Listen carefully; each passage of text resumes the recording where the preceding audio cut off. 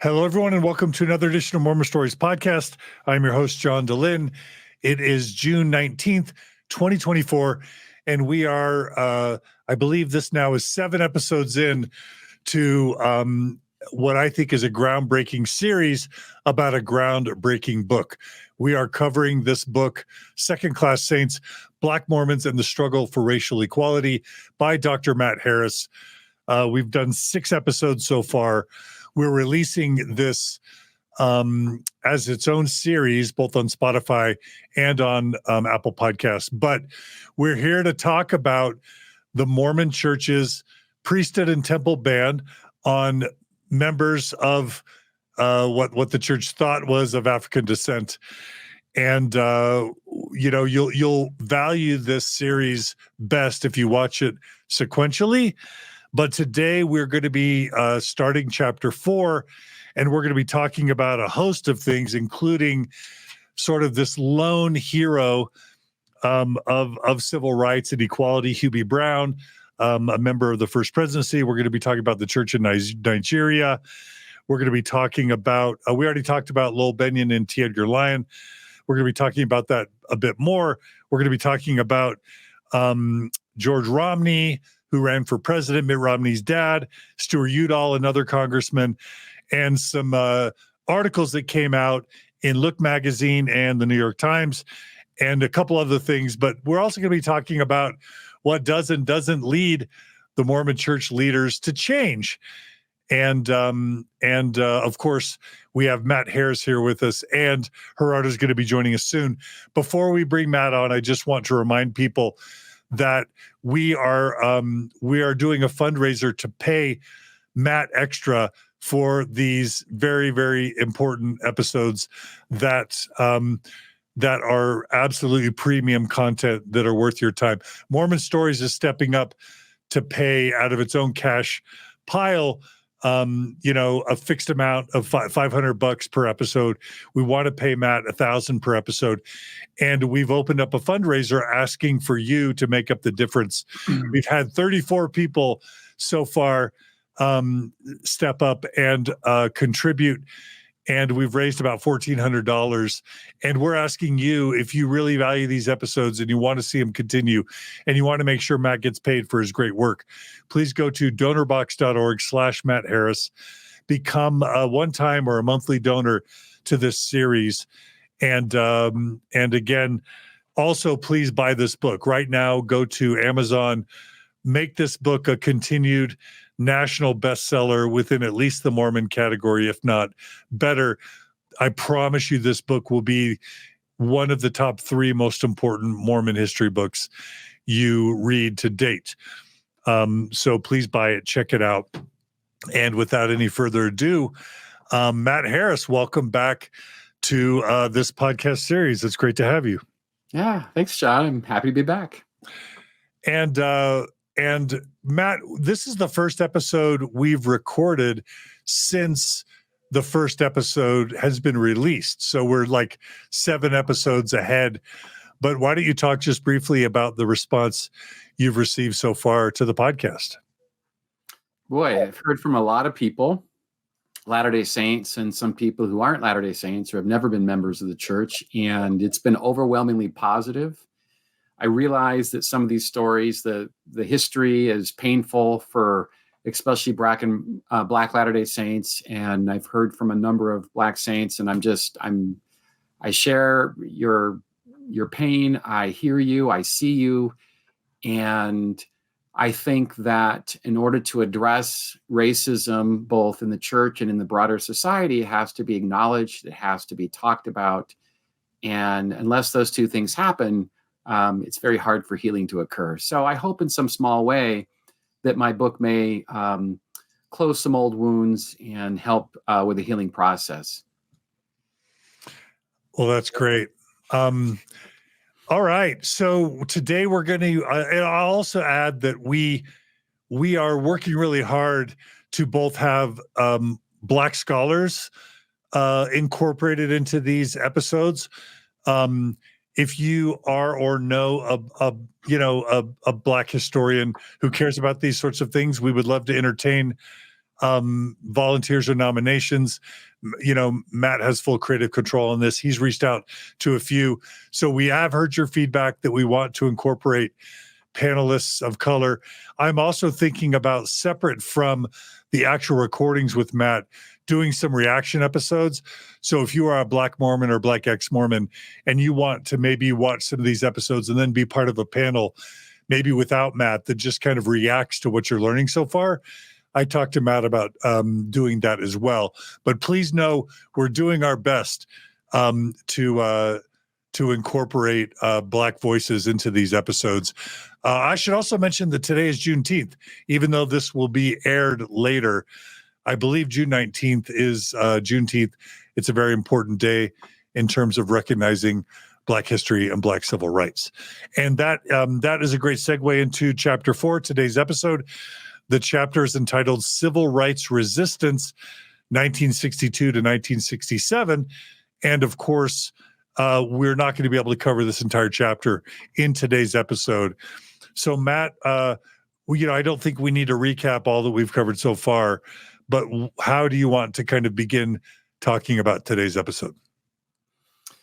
Well, the 1960s, the early 1960s, the civil rights movement is picking up in full steam. It began in the mid-50s with Rosa Parks, with Emmett Till, this young African-American boy who was murdered, and also the Brown versus the Board of Topeka, Kansas decision that desegregated schools. So those three events were pivotal for the development of the civil rights movement. And by the early 1960s, more and more Americans are focusing on racial equality, what it means to profess that all men are created equal, in the words of Thomas Jefferson.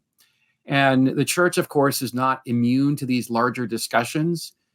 The church was already, as we talked about in one of the previous episodes, the church was already focused on Brown, what it would do for the church if they desegregated schools, fearing that it may affect church properties. And now what we see is there's a movement picking up in the early 60s to grant voting rights protections for African Americans, to extend desegregated policies, not just in schools, but across everything else in American culture, including restaurants, zoos, bus stops. And then, of course, we see a great era of protesting. We see sit-ins, we see marches, and of course, it leads to the emergence of the most iconic civil rights figure in Dr. King. And also in the 60s, it leads to some rivals of Dr. King who have a different vision of racial equality. And this, of course, is led by Malcolm X and some other Black Power advocates. And we'll talk about that in the course of this episode today and the next episode, how Black activism and also this burgeoning movement for civil rights affects the church. And needless to say, it dominates their discussions. It shapes how they fear about national events, and also leads to concerns over their own safety. So there's a lot going on here, and it's happening against the backdrop of Hugh B. Brown of the governing First Presidency, who's going to push to end the ban, push to support civil rights. It's happening against the backdrop of George Romney, a faithful Latter-day Saint governor from Michigan, who will become a presidential aspirant in the early 60s. And then finally, it's happening against the backdrop of the possibility of opening up a mission in a sub-Saharan African country in Nigeria, when these Nigerian saints asked for the priesthood. So there's a lot going on here, and the brethren are really having to work through all of these different issues. And tying in, and by the way, Gerardo is now joining us. Hey, Gerardo, glad to have you. I think you're muted, but thanks for joining us. We're glad to have you. Yeah, thank you. So Matt, it's fair to say we talked in last episode. It's not like the church didn't spend a couple decades, the Mormon Church, LDS Church, having concerns or fears about this issue. We've already talked about the 1940s and Lowry Nelson, and we talked about Lowell Benyon, and we talked about the Benyon report that came out in the early 50s, where the church was put on notice that there were doctrinal, historical, and theological issues with the priesthood ban. And we already talked about Lowell Bennion and T. Edgar Lyon being punished, even though we'll revisit that briefly today. But it's not like the church wasn't already knowing this was a problem. And again, we've already talked about South Africa and Brazil and how the church knew that the one drop rule was problematic. But in terms of actually lifting the ban, it wasn't until the civil rights movement starts heating up in the mid 1950s and early 1960s where the church would have even felt much pressure to seriously entertain lifting the ban. And tell me if I'm right, that it really isn't until Hugh B. Brown kind of enters the scene, the combination, the 1-2 punch of the ramping up of the civil rights movement in the late 1950s and early 60s, combined with Hugh B. Brown in the First Presidency starting to voice concern, that really the brethren start considering whether a change is even possible. Do I have that right? Yeah, well, they talk about it in 1954, and President McKay gets back from South Africa. We've talked about this in a previous episode. And President McKay convenes a committee of apostles that Lowell Bennion was associated with, even though he wasn't an apostle. And they produce this report called the Bennion Report. And McKay sees the report, and the report says that there's nothing doctrinal about the ban. It's based on practice and tradition, and it's incompatible with Scripture. And President McKay would have lifted the ban in 1954, but there were two things that held him back. One was he didn't have a consensus among the apostles, and also he was worried about lifting the ban in the South. I mean, this is the South in the post-World War II era. This is the South that's full of, Jim Crow laws, and Latter-day Saints in the South, of course, were not any different from their Protestant neighbors in terms of their hardened views towards Black people. So McKay knew that it wasn't the time to do it, but he wanted to do it. His friends talk about him wanting to do it. And by the early 1960s, even if he did have a consensus to lift the ban in the church leadership, it would have been very difficult for him to do it because the brethren never wanted to give the impression that external pressure was forcing a revelation. That's something they really, really tried to avoid. And so the time had passed, because if they lifted the ban in the early 60s, the word would have gone out that Dr. King and other leaders had forced them into it. And that's just something they didn't want to get into. So it was a tough time in the church, and the scrutinization became more intense throughout the 60s as George Romney decides that he's going to run for the presidency, and also as hundreds, if not thousands, hundreds is probably more accurate, but hundreds of people in Nigeria, they got word about the church, and they started to write the brethren letters saying, we want our own churches. We believe the Book of Mormon is true. We believe in Joseph Smith. We believe in the church's prophetic claims. Baptize us and give us the church. And so that was without missionaries, right? Nigeria, do we know how this sort of critical mass of Nigerians wanting to be baptized came about? Yeah, we do. In the late 1940s, as far as I can tell, the late 1940s was the first time that some Nigerians had written the First Presidency letters saying, hey, we heard about your church. Usually they found out about it through the media. Reader's Digest would run stories on the Mormons. And one Nigerian had a vision that he saw the Salt Lake Temple in his vision, and he knew that this was what God wanted him to do. So the late 1940s, they wrote letters, we want our own church, and the brethren ignored them. I mean, they're dealing with Lowry Nelson. They're dealing with other things. So they just sort of ignored the letters. But by the early 60s, after these Nigerians, some of them are experiencing these, otherworldly visions where they see the temple, they get a hold of the Book of Mormon, and they realize they want to get baptized. And so there's a critical mass of Nigerians writing the First Presidency letters in the early 60s. In the 1940s, it was just a handful of people. Now in the early 60s, you're getting a number of people, dozens. And they're all saying the same thing. We want the church in Nigeria. And so David O. McKay realizes we can't ignore them. We've got to deal with this. But how do you deal with this when they can't run their own churches? And therein lay the problem. And Matt, just to put it into context, I think we talked about how privately McKay would have been telling close friends that that the ban was not doctrinal. Is that right? Or maybe that it would be lifted at some point. He did. He was, Gerardo. Welcome back to the program, by the way. Thank you.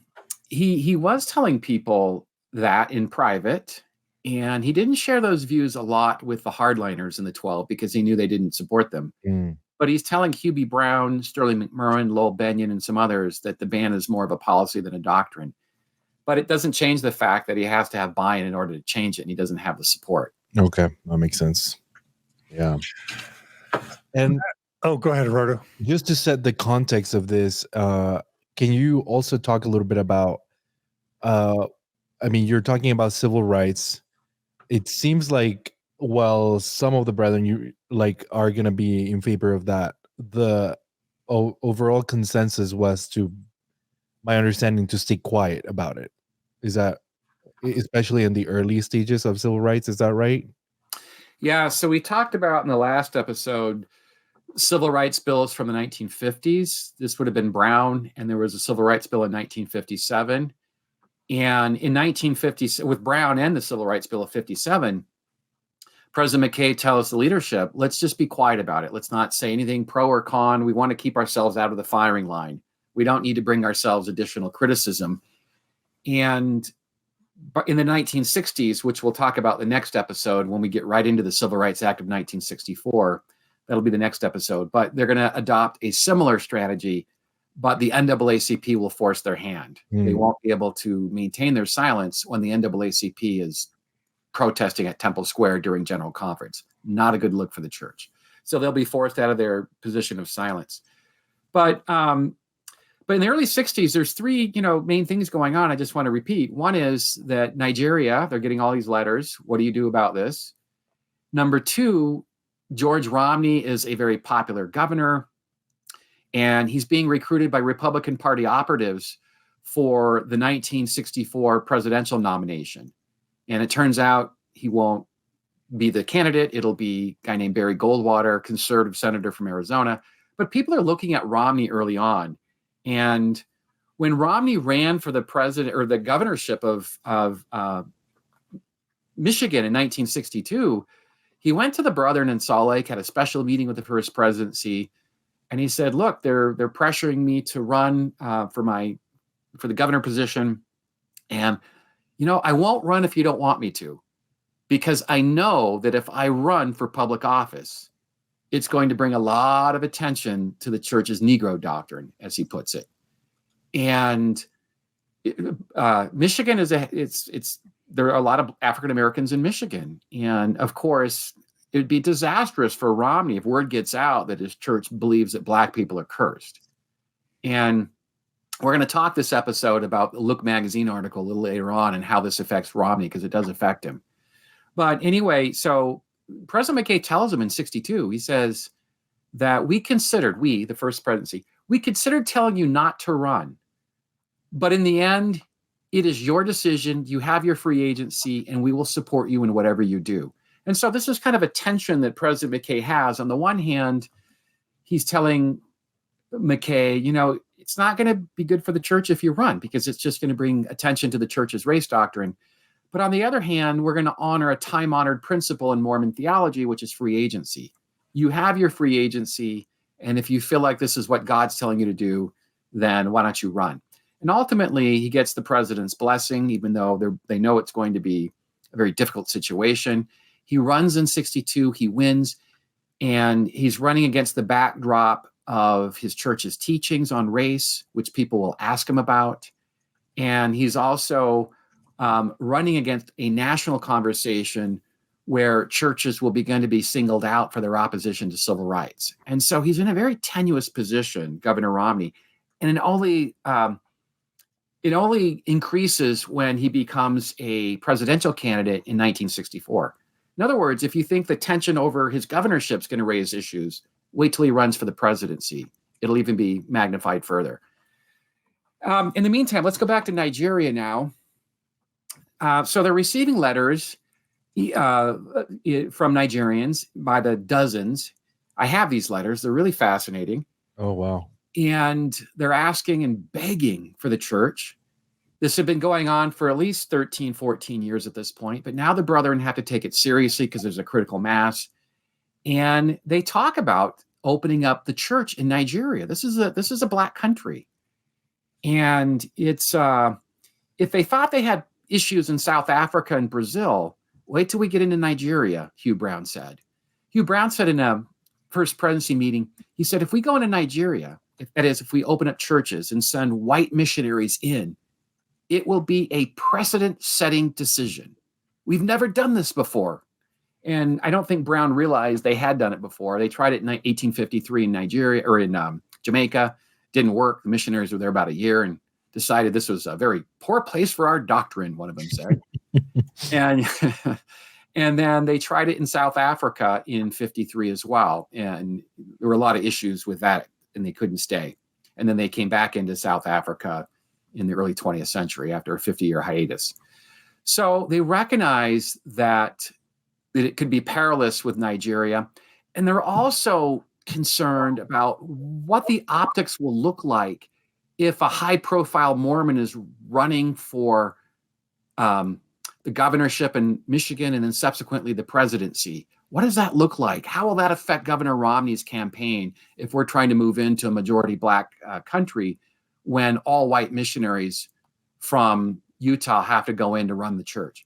And sometimes people like to say that President McKay, he's in his late 80s, he's sort of out of it and, all of this stuff. He's very attuned to the problems. And he tells his counselors in the First Presidency meeting, he said that, I'm going to paraphrase, but he said that I'm worried that how it will look if we send white missionaries in to run these churches in Nigeria. And so the president knows that this is a problem. And that's why they use the word experiment. They don't know if it's going to succeed or fail. And yet they decide to forge ahead and try the experiment. They decide that an apostle who was just called in 1962, a guy named Nathan Tanner, who's Hugh Brown's cousin from Canada. So Tanner's one of two Canadians in the high church leadership. And I'm going to go off record for just a quick moment, but when they called Tanner into the apostleship, Brown claims to not have known anything about it. And I'm like, I don't believe that. And he's known as N. Eldon Tanner. Is that right? Yeah. Okay. Yeah. And Eldon Tanner. And I called him Nathan Tanner. Some people, his friends, call him Nathan, but to the church, he was known as Eldon Tanner. A lot of people called him Eldon. I guess I've read too many letters where his family calls him Nathan. But is he a banking or a business guy? Do I have that right? He was. He was in finance. Yeah. And one of the reasons, I'll just jump ahead for a moment, but when he was called into the First Presidency in the early 60s, so he wasn't an apostle very long before he was elevated into the highest quorum of the church. And they did it because they needed his financial expertise. And President McKay recognized that he had that skill, and that's why he was called in. So he was a great administrator. So Eldon Tanner would be the inaugural president of the Nigerian mission. It was part of the West European mission. So they're going to run Nigeria out of Western Europe. So they decide to send missionaries in. There's a missionary employee named Lamar Williams who works for the church. He works for the missionary department. He's a white man.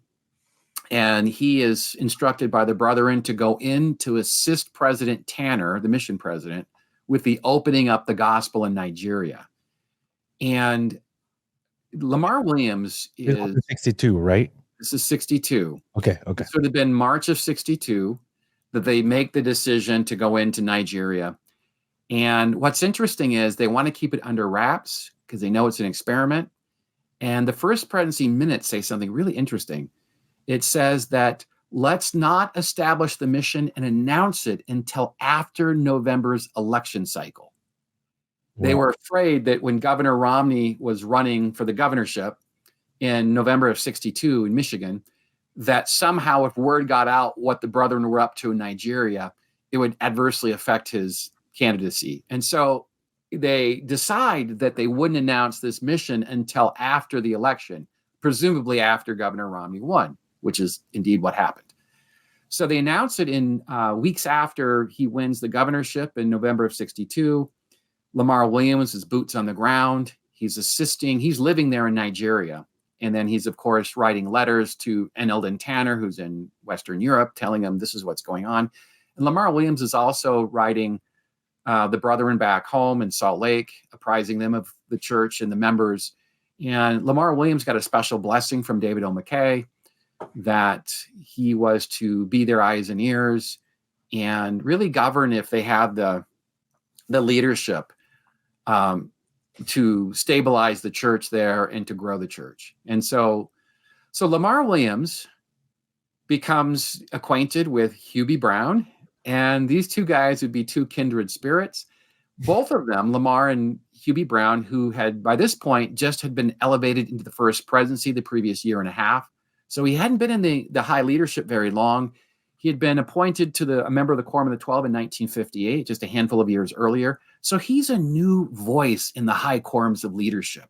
He hadn't been in the quorum like Joseph Fielding Smith in 1910, or Spencer Kimball at Ezra Taft Benson in 1943, or Mark Peterson in 1944. I mean, these are people who had been there for, over a decade at that point. Do we have a sense if any of these older guys, apostles, were somehow frustrated that someone like Brown, who's a liberal, would be brought into the apostleship and then just a couple years later become a part of the First Presidency? Oh, we do, Gerardo. They are not happy. You want to give a little background on Hugh B. Brown and yes, he ascended so quickly? Yes. So Hugh B, let me give you just a quick background. Your listeners will find this fascinating. So Hugh B. Brown was born in the Salt Lake Territory in the late 19th century. And when he was 13 or 14, he had moved with his family from the Salt Lake Territory. So this is before Utah became a state, moved to Western Canada. And Hugh B. Brown was in church one day when the church president, Heber J. Grant, had visited Western Canada. Western Canada is an interesting place in church history. This is one of the places in Mexico where the polygamists would go to hide from federal authorities in Utah when they were being arrested. Anyway, Hugh B. Brown's in Western Canada growing up, just outside of Cardston in a small community called Spring Coulee. Or if I said that right, somebody will correct me, I'm sure. But in this sacrament meeting, this one day, President Grant was visiting, and he prophesied that one among the congregation would rise up and be an apostle one day. Mm. And Hugh B's 14 years of age. I don't know about you guys. When I was in church at 14, I was not thinking about these kinds of things. I'm just trying to figure out how to get through high school, right? Yeah. And anyway, so after the meeting was over, Hugh B's bishop and his mother, they approached him and they said, Hugh, President Grant was talking about you. And his mother had reaffirmed to Hugh B that this blessing that President Grant promised is yours if you are worthy of it. Wow. And his mother says something really fascinating. This is going to be jarring to Latter-day Saints to hear. It is your destiny, she says, to be a member of the Quorum of the 12 Apostles. And the reason why I said jarring is I'm not trying to be flippant. Most people don't think of a high church calling like this as their destiny. But that's what Mother Brown, the word she uses, and that's also what Hugh B uses to describe it. It's my destiny. And anyway, I'm sure we'll talk about this later. There's so much to this story. And Hugh B had moments of depression throughout the 20th century because every time there was an opening in the Quorum of the 12, he was passed over. Here's a man who'd been promised that this was his destiny. And when there was an opening as early as 1933, I've been able to chart this because of the diaries of the church presidents that I have, that when there were openings, they passed him over. And 1933 was the earliest time that I had seen where they talked about him as a possible candidate, and they chose J. Reuben Clark instead. But he was passed over, and I'm just going to throw out a teaser that, because I'm writing a biography on Hugh B. Brown now, but he was passed over because word got out that he was part of an embezzlement scheme when he was placed on the Utah Liquor Commission in the mid 1930s. And this is after Prohibition's repeal. And so the same church president, Heber J. Grant, asked Hugh B. Brown to be on the Liquor Commission. And it was a 3-man liquor commission in which they would dole out liquor licenses. So this is, again, after the repeal of Prohibition, where liquor was now illegal again in the United States. And so the church president wanted to see that the liquor licenses were doled out sparingly. And obviously, when there's a lot of money to be had, spoiler alert, some Latter-day Saints like to drink alcohol. And there were also non-Mormons coming into the area who wanted free access to liquor. And so a lot of LDS businessmen wanted to establish restaurants and taverns and saloons where they could sell liquor, but they had to apply for a liquor license to do so. And so the men who were denied the liquor license for whatever reason, they were angry because it was robbing them of their ability to make a living. And so they took it out on Hugh B. Brown, and they spread rumors and indeed lies that he was taking money from the people that he had given licenses to, bribes. Now, there's absolutely zero evidence for this, but you guys know, we all know, that perception can often be reality. And so the perception gets out that this up-and-coming church leader who's been promised the apostleship, he's taking bribes. It ruins him professionally and religiously. And so I'm skipping over a lot of the story. I'm sure we'll cover this some other time in a future podcast. But by 1953, he's called to be the assistant quorum of the 12 apostles, and he's not happy about this. He's an old man by this point. He would have been in his mid 70s, and he's been passed over. He's depressed. He's got this profound depression, and this wasn't his destiny. He was promised the quorum of the 12, not the assistant. Well, anyway, so by 53, there's been enough of a distance that's elapsed with the allegations of bribery.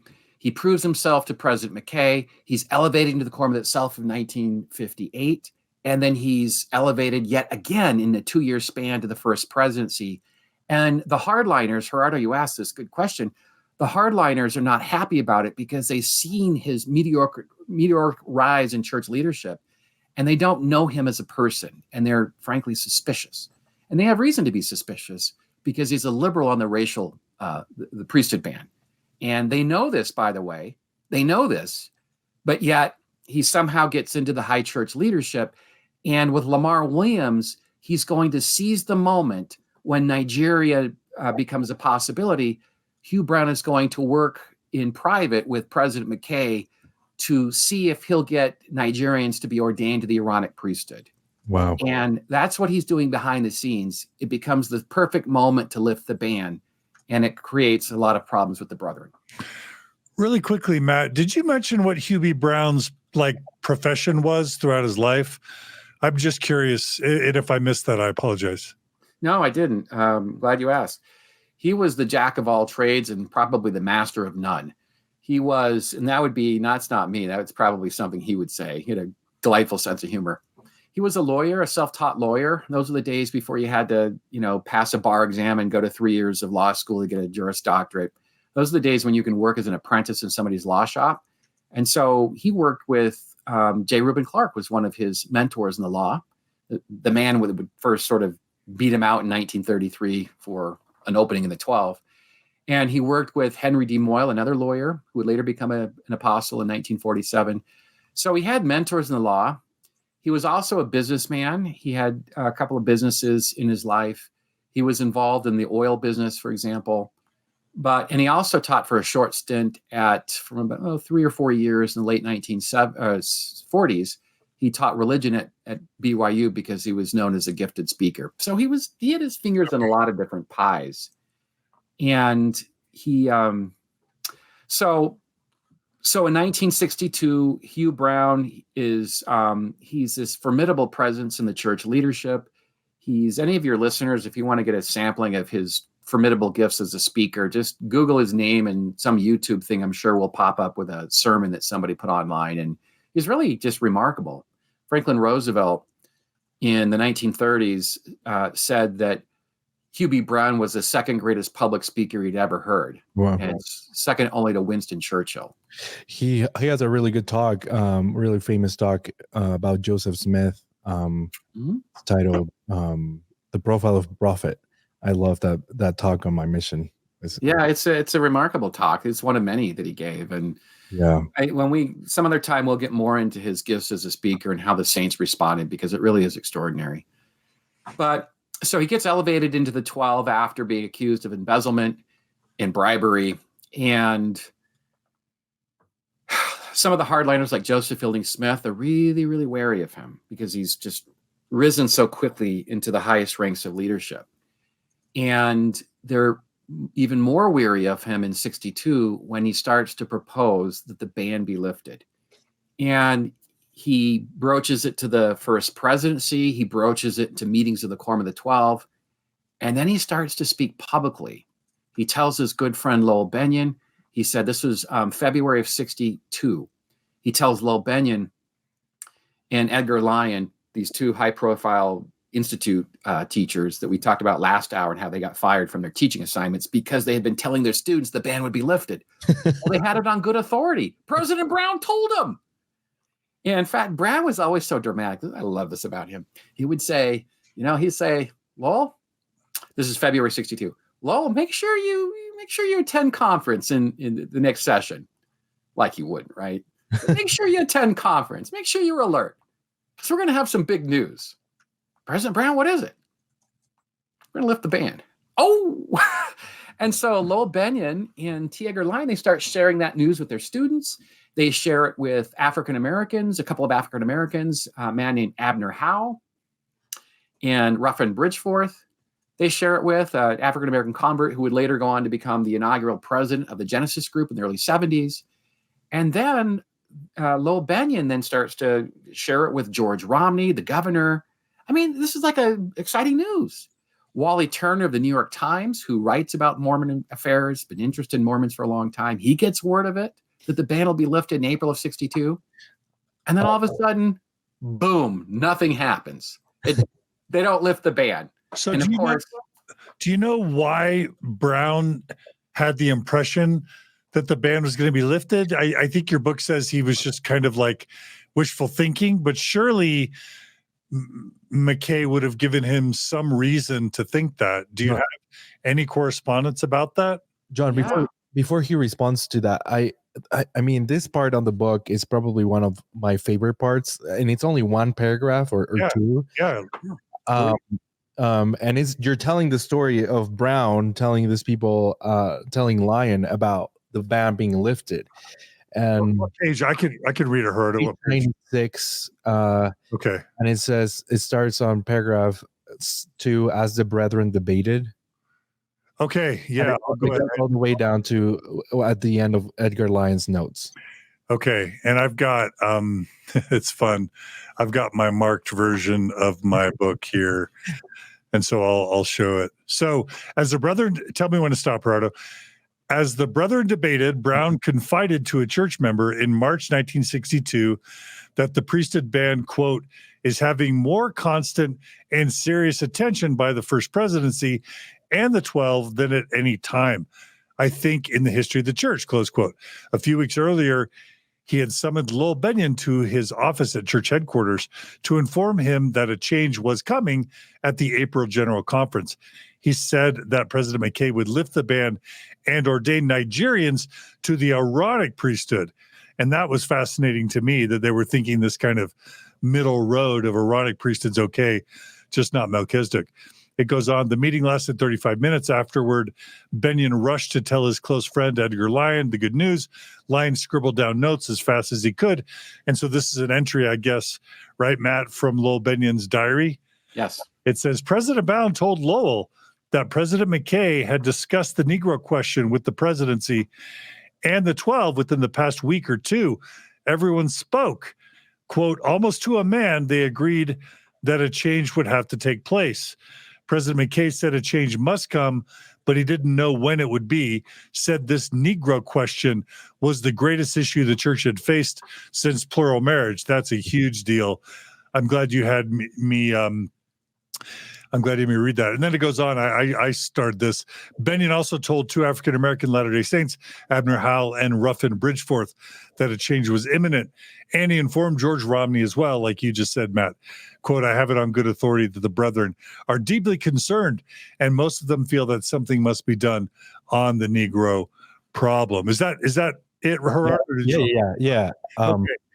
And I mean, what was impactful to me is how he's leaking this information, right? But then also, I don't know, I just imagine who was it?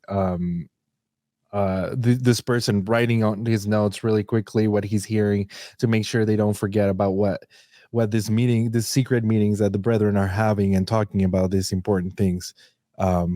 That's just so interesting. But when word gets out that he's telling these people, of course, I was curious about how Lowell Benyon's students would have responded to this, because Lowell Benyon talks about that I'm sharing the news with my students, but I wanted to get a firsthand account from his students. And of course, that could be difficult because you have to figure out who these people are and did they leave a record? Are they still alive? This is 1962, so it's possible that a lot of these people, if they're still alive, they're in their late 80s, maybe 90s. So I found a diary, a guy named Frederick Buchanan. He was a professor at the University of Utah, professor of education, and he was one of Lowell's students in the early 60s. And when I learned that his papers were at the University of Utah, I got excited because I thought, boy, if anybody would know, it might be Frederick Buchanan. So I went through his diaries, and there are several entries about, today, and I'll read one. This is from 1962. Frederick Buchanan recorded the exciting news in his diary, quote, the priesthood will be given to the Negroes sooner than we think, close quote. 2 weeks later, he wrote again, quote, Lowell Benyon mentioned this week that the general authorities are agreed that the Negroes should have the priesthood. The only thing is when. They're afraid of the effect on the southern states and South Africa, close quote. So word is getting out. And, John, you asked a question a minute ago about what happened. What was President McKay's role? And President McKay recognizes that he doesn't have the support of the hardliners. I mean, they know that they're in this conundrum, that they're moving the church into Nigeria. They know that people are worried about George Romney's campaign. People are watching them. The news media is watching them. And can we at least compromise? Can we give them the Aaronic priesthood, which would allow them to do certain functions in the church, like bless and pass the sacrament, and maybe home teach, which is the program of the church at the time. But of course, they couldn't serve in pastoral capacities because you have to be a bishop or a branch president to do that. So white people would have to do that. Although bishop isn't it part of the Aaronic priesthood to be bishop? Isn't there's kind of like a the bishops over the Aaronic priesthood, but which is true. But it would be a white bishop over the all-black Aaronic priesthood. That's really what this means. And so President Brown brings it up in the spring of 62. He said, look, we've got all these problems. You're worried about the NAACP criticizing us for what we're doing in Nigeria and Governor Romney. Well, there's one answer to it. Let's give him the Aaronic priesthood. That way it takes the heat off us a little bit. Not fully, but a little bit. And President McKay said something kind of funny. He said, well, President Brown, if you give them the Aaronic priesthood, they're going to want the Melchizedek priesthood. And Brown's response was, that's precisely my point. He's trying to do this inches, give them the Aaronic priesthood so that they can prove themselves. That's a word they frequently use, prove themselves. Yeah. So they can prove themselves that they're worthy of the higher priesthood. And, the hardliners they're not ready. They're not there yet. And President McKay knows that. And even for a moment in February of 62, if they had kind of learned that maybe that's the direction they should go in to at least ordain them to the Aaronic priesthood, obviously that doesn't happen. And I can only surmise that it doesn't happen because there's a few holdouts, and they don't want to move ahead with this as long as there are dissenters among them.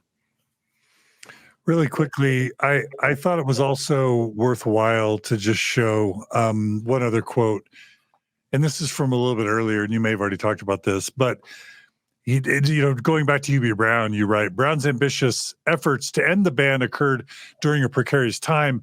The brethren believed that it was imprudent of Brown to push to end the ban when George Romney, a Mormon governor from Michigan, emerged as a presidential candidate, just as the civil rights movement gained momentum. And here's the key point. If the ban was lifted, they believed it would signal to members that they had caved from outside pressure. I think that's a critical point that is going to come up again and again and again.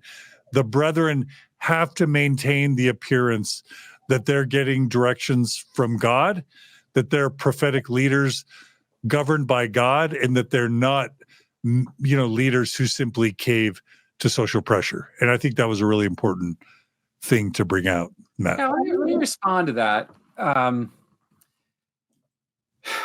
think there's no question they just don't want to give that appearance or caving to external pressure. But as I point out in this book, quoting Henry David Thoreau, or Ralph Waldo Emerson, that Emerson said that the ideas that are in the air infect all of those who breathe it. In other words, people are products of their time. And to suggest that external events don't influence leaders, I mean, that's remiss. And I think today the church has probably done a better job about that in terms of responding to current pressures, whether it's LGBTQ and recognizing civil unions, let's say. But in those days, they just were hard and fast that somehow external pressure couldn't produce a revelation. And remember something that's important to this discussion. Revelation is a process, not an event. It's where they debate, they discuss, they pray, they vote. And then if there's unanimity, the president says, I feel to say that this is a revelation. So it's a process that takes place over time. And it's not some kind of, metaphysical event that occurs on a moment's notice. Let me just say something really quick that I learned from your book, or my impressions from the book, Matt, about this. It is my impression that although it seems like at least some, it could be the majority or all the brethren understand that that's how revelation really works. It is clear that at least some of the hardliners still want to maintain or know that that's not really what all the membership believe how revelation works, and some of them want to still maintain the idea or lead members to believe that revelation is God appearing or God talking to them. And that was just clear to me learning from, and we're going to talk about it in later episodes when some of the apostles start embellishing the story of the priesthood revelation later on. So it is clear that I think in their minds they know that that's how revelation works. It's a process and it's about debating, but they also want to keep the appearance of God talking to them or appearing to them. In my view, that kind of like what I learned from the book. But correct me if I'm wrong. Well, these guys are trying to do what they think God wants them to do. And what they frequently do is they invoke God. When certain critics approach them, they would say, don't get mad at us, get mad at God.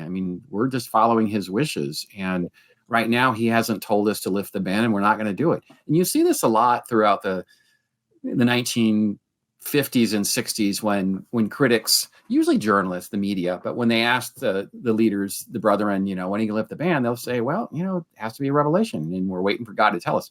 So they do give that impression, Gerardo, that it is an event rather than a process. And obviously they don't want to open themselves up to, letting people know, hey, it is a process. We debate, we discuss, we pray. Yeah. And because it's something that might not, fly with them. But I will just say something to a quick point here. In all of my reading in LDS church history, I've only really found maybe 2 events that have been published that talk about revelation as a process. And I could be wrong. There might be others out there that I didn't see. But one is the Hugh B memoir that was published in the late 80s. And then secondly was a biography by Bruce Hafen of the Apostle Neal A. Maxwell, where Hafen talks about revelation, institutional revelation, in a way similar to Brown's. And in my book, I quote Brown, but I did see that in Bruce Hafen's biography, which was published by Desert Book, and that was heartening because it's really giving a sense of how institutional revelation works in the church, being a process, not an event. Yeah. I'll add just another point in the book that touches on this. this is sort of how a decision like whether or not to open up a mission might or might not get made. You write, the First Presidency instructed Williams, and tell us who Williams is again, Matt. Lamar Williams, a missionary employee from Utah who was sent to go to Nigeria to watch what's going on there.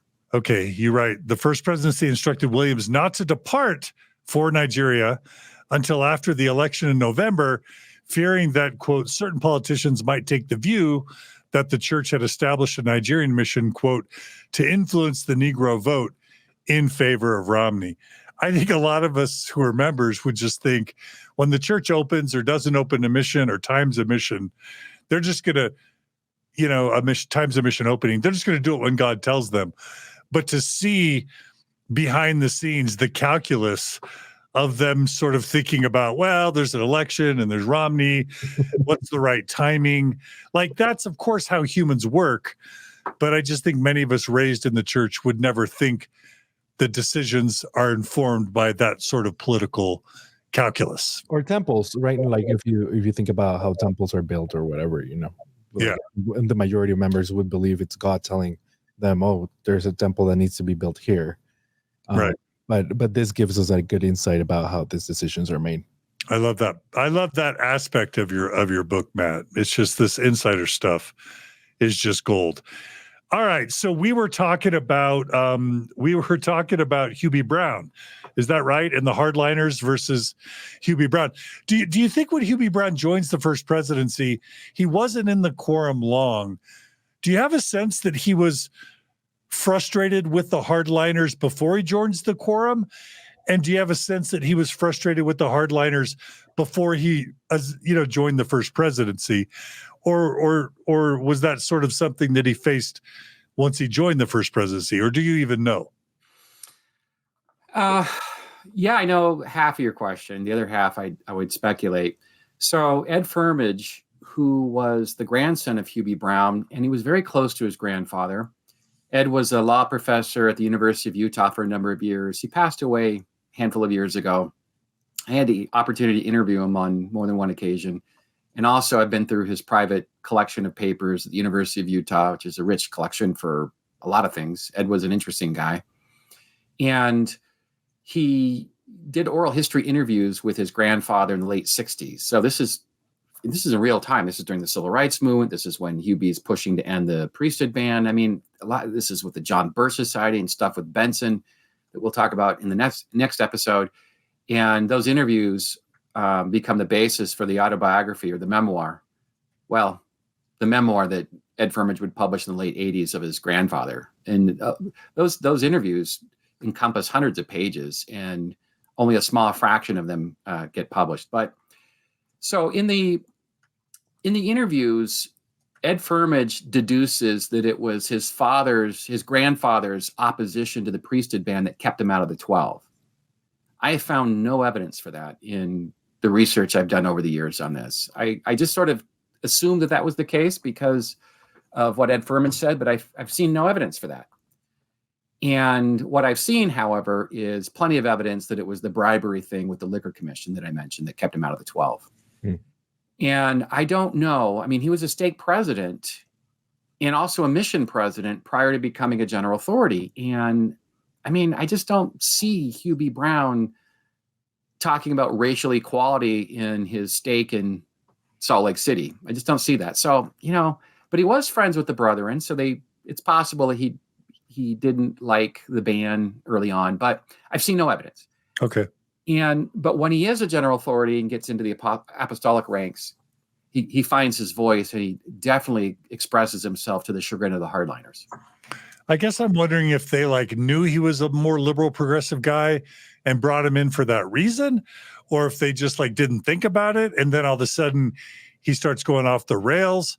But why would they promote such a potential troublemaker who was so different? He was, other than Marion Hanks, he was really the only dissenting voice as it related to the priesthood ban. And I'm thinking, why did they include this troublemaker to begin with? And not just dissenting voice, but an activist, right? He's actively talking to people and the media about the private meetings. And those are really good questions. So let me just tell you what we do know. So we don't have evidence that he's advocating to end the ban in the 1930s or 40s. We just don't have evidence. But he is a Democrat when he leaves, moves from Canada to Salt Lake City in the 1920s. He's a Canadian. And the first thing he does is he asks the great Mormon theologian, General Authority B.H. Roberts, he said, "What party should I join?" And Roberts said, "You should be a Democrat, like me." So Hugh B decides to become a Democrat because B.H. Roberts and a guy named Anthony Ivins, who was in the First Presidency with Joseph F. Smith, he was also a Democrat. And he told, both of those men told Brown, "You should be a Democrat if you care about people." And Brown's, "I care about people. I'll be a Democrat. And if you care about the wealth of the nation, you should become a Republican," they tell him. So they give him that stark choice. He chooses to become a Democrat. But he is not just a voting Democrat. He decides to get involved in Democratic Party politics in the 1930s. And I mentioned a minute ago that Franklin Roosevelt said that he was the second best speaker he'd ever heard other than Winston Churchill. And maybe that should be kind of, sort of alarming for some of your listeners, which is, how does Franklin Roosevelt know about Hugh B. Brown? And the answer is that Hugh B. Brown becomes the Democratic Party chairman in the state of Utah during the New Deal. And so he meets with Franklin Roosevelt and he calls the president a good friend. And so there's that meeting there's that connection, and he is full bore involved with New Deal liberal policies. This is the administration that creates the modern welfare state, or as I like to say, the safety net, so that if you fall through the cracks, if you get hurt at your job, the government can be there to pick you up if your church or your charity or your family don't have the resources to do so. So he is a liberal. They know he's a liberal. And to President McKay's, to his credit, he calls him into the high church leadership, even though he is a very conservative Republican. And I should tell you, too, that McKay and Brown do not have a good relationship. And when the whole scandal hit with the Liquor Commission, it was David O. McKay, a counselor in the First Presidency, that had really pushed to get Hugh B. Brown released from his calling as stake president. They also took him off the board of governors for the LDS Business College, which has a different name today. And Hugh B's crushed. And it's President McKay, the counselor, who's pushing for it. And he was also upset at President Grant. "You're the one that asked me to be on the Liquor Commission, and you won't even defend me against your counselor." And so they want to get him out of the state because of the high-profile nature of this allegation. And so they call him to be a mission president. And Hugh B's bitter about it. And so there's a huge grudge between President McKay and President Brown for a lot of years. And of course, the question is, if there's a grudge between these two men, why would he call him in to be his counselor in 1960? Yeah. And the best answer I can give is that President McKay recognizes two things. Number one, Hugh B. Brown was making up for lost time when he was called in to be a general authority at the age of 75. So this would have been 1953. And President McKay gave him some very delicate and sensitive church assignments that Hugh B. Brown performed admirably, including temple ceilings, which is a big issue at the time, especially with the war. A young GI, Mormon GI, getting killed in World War II or the Korean War. And then all of a sudden the widow is like, really struggling with this idea that, do I remain sealed to my first husband, the mother of my two kids, or do I get sealed, break the sealing and get sealed to a second husband? And I mean, it really is a perplexing issue. So Hugh B. Brown works through these delicate issues and wins the favor of President McKay. And by 1960, President McKay has heard Hugh B. speak many times. He knows the delicate work he's doing with these sealings and overlooks their past grudges and recognizes that Hugh B. Brown could do the church a great service if he had more authority in the First Presidency. Okay. Yeah. That's good. That's good to know. So let's jump to how Hugh B. Brown starts causing trouble specifically with the New York Times. Should we jump there? Yes. So in April of 1962, we're going to give Nigerians the Aaronic priesthood. Brown's telling everybody about it, his close friends, institute teachers. Doesn't happen. And a year later, in June of 1963, so a little over a year later, Brown will do something that's completely unthinkable in today's leadership, or any leadership, is that he reaches out to Wallace Turner of the New York Times and he says, hey, I've got some interesting news to share with you. We are talking about giving Negroes the priesthood, lifting the ban. I want you to write about it. So he's hoping to use the New York Times to put pressure on his colleagues in church leadership to lift the ban. He had been trying internally for a long time at this point, obviously not succeeding because it should have been lifted in April of 62, wasn't. And so he's going to reach out to an external organization to see if the news media can put pressure on the church. I love this. Oh, my word. Talk about sending off alarm bells. I'm going to read what I write here. I'm on page 97. Maybe, John, do you have that handy to put it up by chance? I do. Okay. Yeah. Maybe it's good for your readers to get, or your listeners to, if they're watching, to get a visual on this. Okay. Do you want to read it or do you want? Yeah. On 97, maybe, let's see, go to page 97. Yep. I'm there. It's, why don't you start where it says, let's see, the following year. This would have been after the Nigerian thing in April of 62. Okay. The following year, Brown pressed the issue a third time, now much more forcefully, violating an unspoken quorum rule by disclosing sensitive deliberations.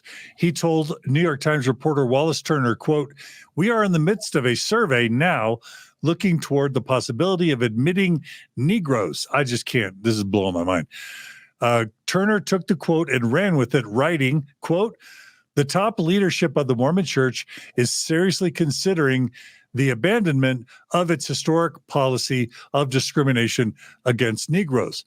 The Times ran the piece under the headline, quote, "Mormons weigh Negroes stand, may end ban on complete membership in church." 2 days later, the Chicago Tribune republished it as, quote, "Negro is considered by Mormons, church may abandon its discrimination." And I just want to read the next sentence or two because I highlighted it. Brown's leak rattled church headquarters. McKay angrily declared that Brown should, quote, "straighten the matter out," close quote, while Apostle Spencer Kimball observed that, quote, "the First Presidency are much disturbed and embarrassed by the New York Times article." And then exasperated with the outspoken counselor, the brethren confronted Brown, demanding an explanation. Brown replied that he had been misquoted, but this wasn't true. All right, Matt, let's let you jump in there. Boy, a lot to unpack here. And so the liberals in the church, including Apostle Kimball's son, Edward, they write the apostles, "This is exciting news." This is really exciting. And Edward tells his father, he said, "Man, I've been longing for this day. I've been praying for it." And Elder Kimball writes back, "Dear Edward, it's not true. This is the First Presidency is embarrassed by this." That's the quote that I gave. It's a letter from Spencer to his son, Edward, who was asking about, "Oh, this is exciting." And so Spencer sets the record straight to his son saying, "Oh, it's not true." And the First Presidency meeting minutes that I have where President McKay said, that President Brown should straighten the matter out. I mean, they're not happy about this, what he's doing. And the New York Times, they reach out to the First Presidency when they realize it's controversial. They want the church to go on record to get their perspective about what's going on, and no comment. They refuse to comment about this story. And a lot of people are writing Hugh B. Brown members, and the brethren are upset with him. And he said he'd been misquoted. The problem with that is that some of the Latter-day Saints are a pesky group. They don't give up very easily. And when Brown said he'd been misquoted, they decided to write the New York Times and ask, "Is it true? Was he misquoted?" And the editor writes back, "No, he wasn't misquoted. I have it on tape." And also, too, there's a church employee who was there who heard it and wrote the First Presidency. So I don't even know the guy's name, but it's a lower level church employee. I don't think he was a general authority. But he wrote to President McKay, and he said, I was there. It wasn't a misquote. This is what your counselor's up to. And this is the first of at least 4 or 5 times I can document where Brown will reach out to the media to disclose sensitive deliberations the brethren are having to put pressure on them. And so his activism is really, really spreading public. And about that same time when that comes out, Joseph Fielding Smith gives an interview with the church-owned Deseret News newspaper, and he reaffirms the notion that the church is not going to give the Negro the priesthood. So this is like an indirect reference to Brown. And he said, we're not even talking about it. Wow. Which is not true at all, of course, because they are talking about it. And so Brown is on the hot seat to defend himself because he's speaking to the press. And just to recap something important, he's trying to get the ban lifted in private in 1962. He's not successful. Now he goes public the following year in 63. And now, of course, he incurs the wrath of the brethren for disclosing private deliberations. And I was just struck by Joseph Fielding Smith also just throwing in there to the New York Times writer, if I'm not mistaken, quote, the Negro cannot achieve the priesthood in the Mormon church. He's just throwing that down, right? Yeah, it's a response to President Brown and his talking to the press, and Joseph Fielding Smith, the second senior leader in the church, he's positioned to be the next prophet after David O. McKay. He's saying that's just not going to happen. And what's interesting, if you want to go back to that quote, John, there's so much on that page. when the media get word, I mean, this is published in the New York Times, one of the biggest newspapers in the United States. It's also republished in the Chicago Sun-Times or Chicago Tribune, I believe. And so these major American newspapers are publishing this notion that Brown is talking to the press and that the church is going to lift the ban. So it becomes a national story. Joseph Fielding Smith denies it. We're not going to give him the priesthood. But he says something interesting. He says that we do more for the Negro than any other church. Wow. And that becomes a public relations line for the first time in the early 60s that many of the brethren will continue to talk about over the course of the decade into the next, because they're trying to draw a distinction that even though they can't have the priesthood, we can offer them the celestial kingdom. And I'm going to read what I wrote here. Brown's interview with the Times revealed that Smith's comments were both erroneous and misleading, given that Mormons needed the priesthood and temple ordinances to achieve, quote, exaltation in the celestial kingdom. And so Smith had been talking about that they can receive, the highest degree of glory, the celestial kingdom. But the truth is you need the priesthood to do that, and also the temple. Right. And that was a little important detail that President Smith wasn't willing to share. So again, we've highlighted about Joseph Fielding Smith sometimes maybe having a problem with the truth. In response to the New York Times / Hugh B. Brown leak story, he basically says the Negro who accepts the doctrines of the church and is baptized by an authorized minister of the church is entitled to salvation in the celestial kingdom of the highest heaven. What other church can make a better promise? And you're making the point that that's not honest, because he can't get exalted without the Melchizedek priesthood and temple blessings. So he basically, is it too harsh to say he lies to the New York Times?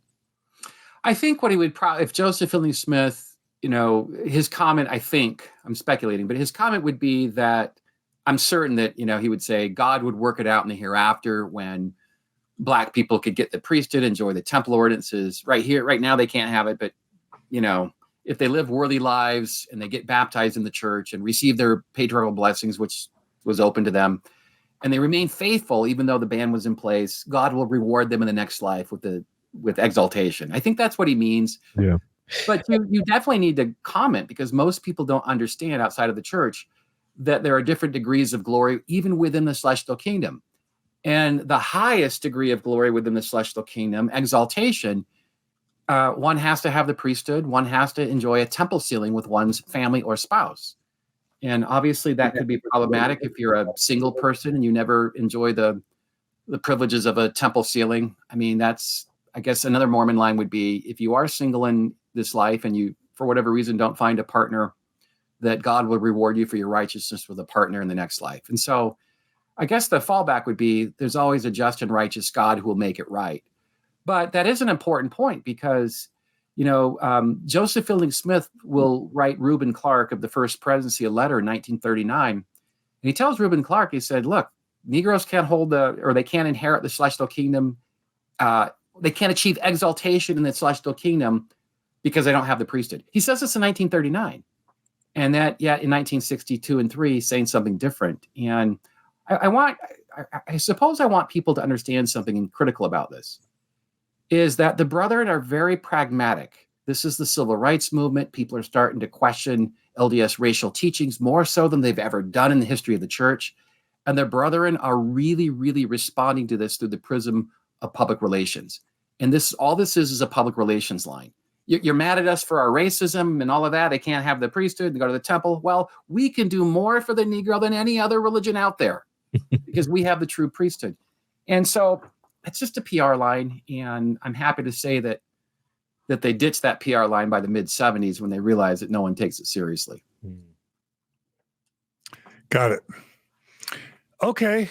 And so what I'm hearing you say is there's kind of a way to finesse the doctrine. And maybe Joseph Fielding Smith is just trying to keep things succinct in sound bites for the public.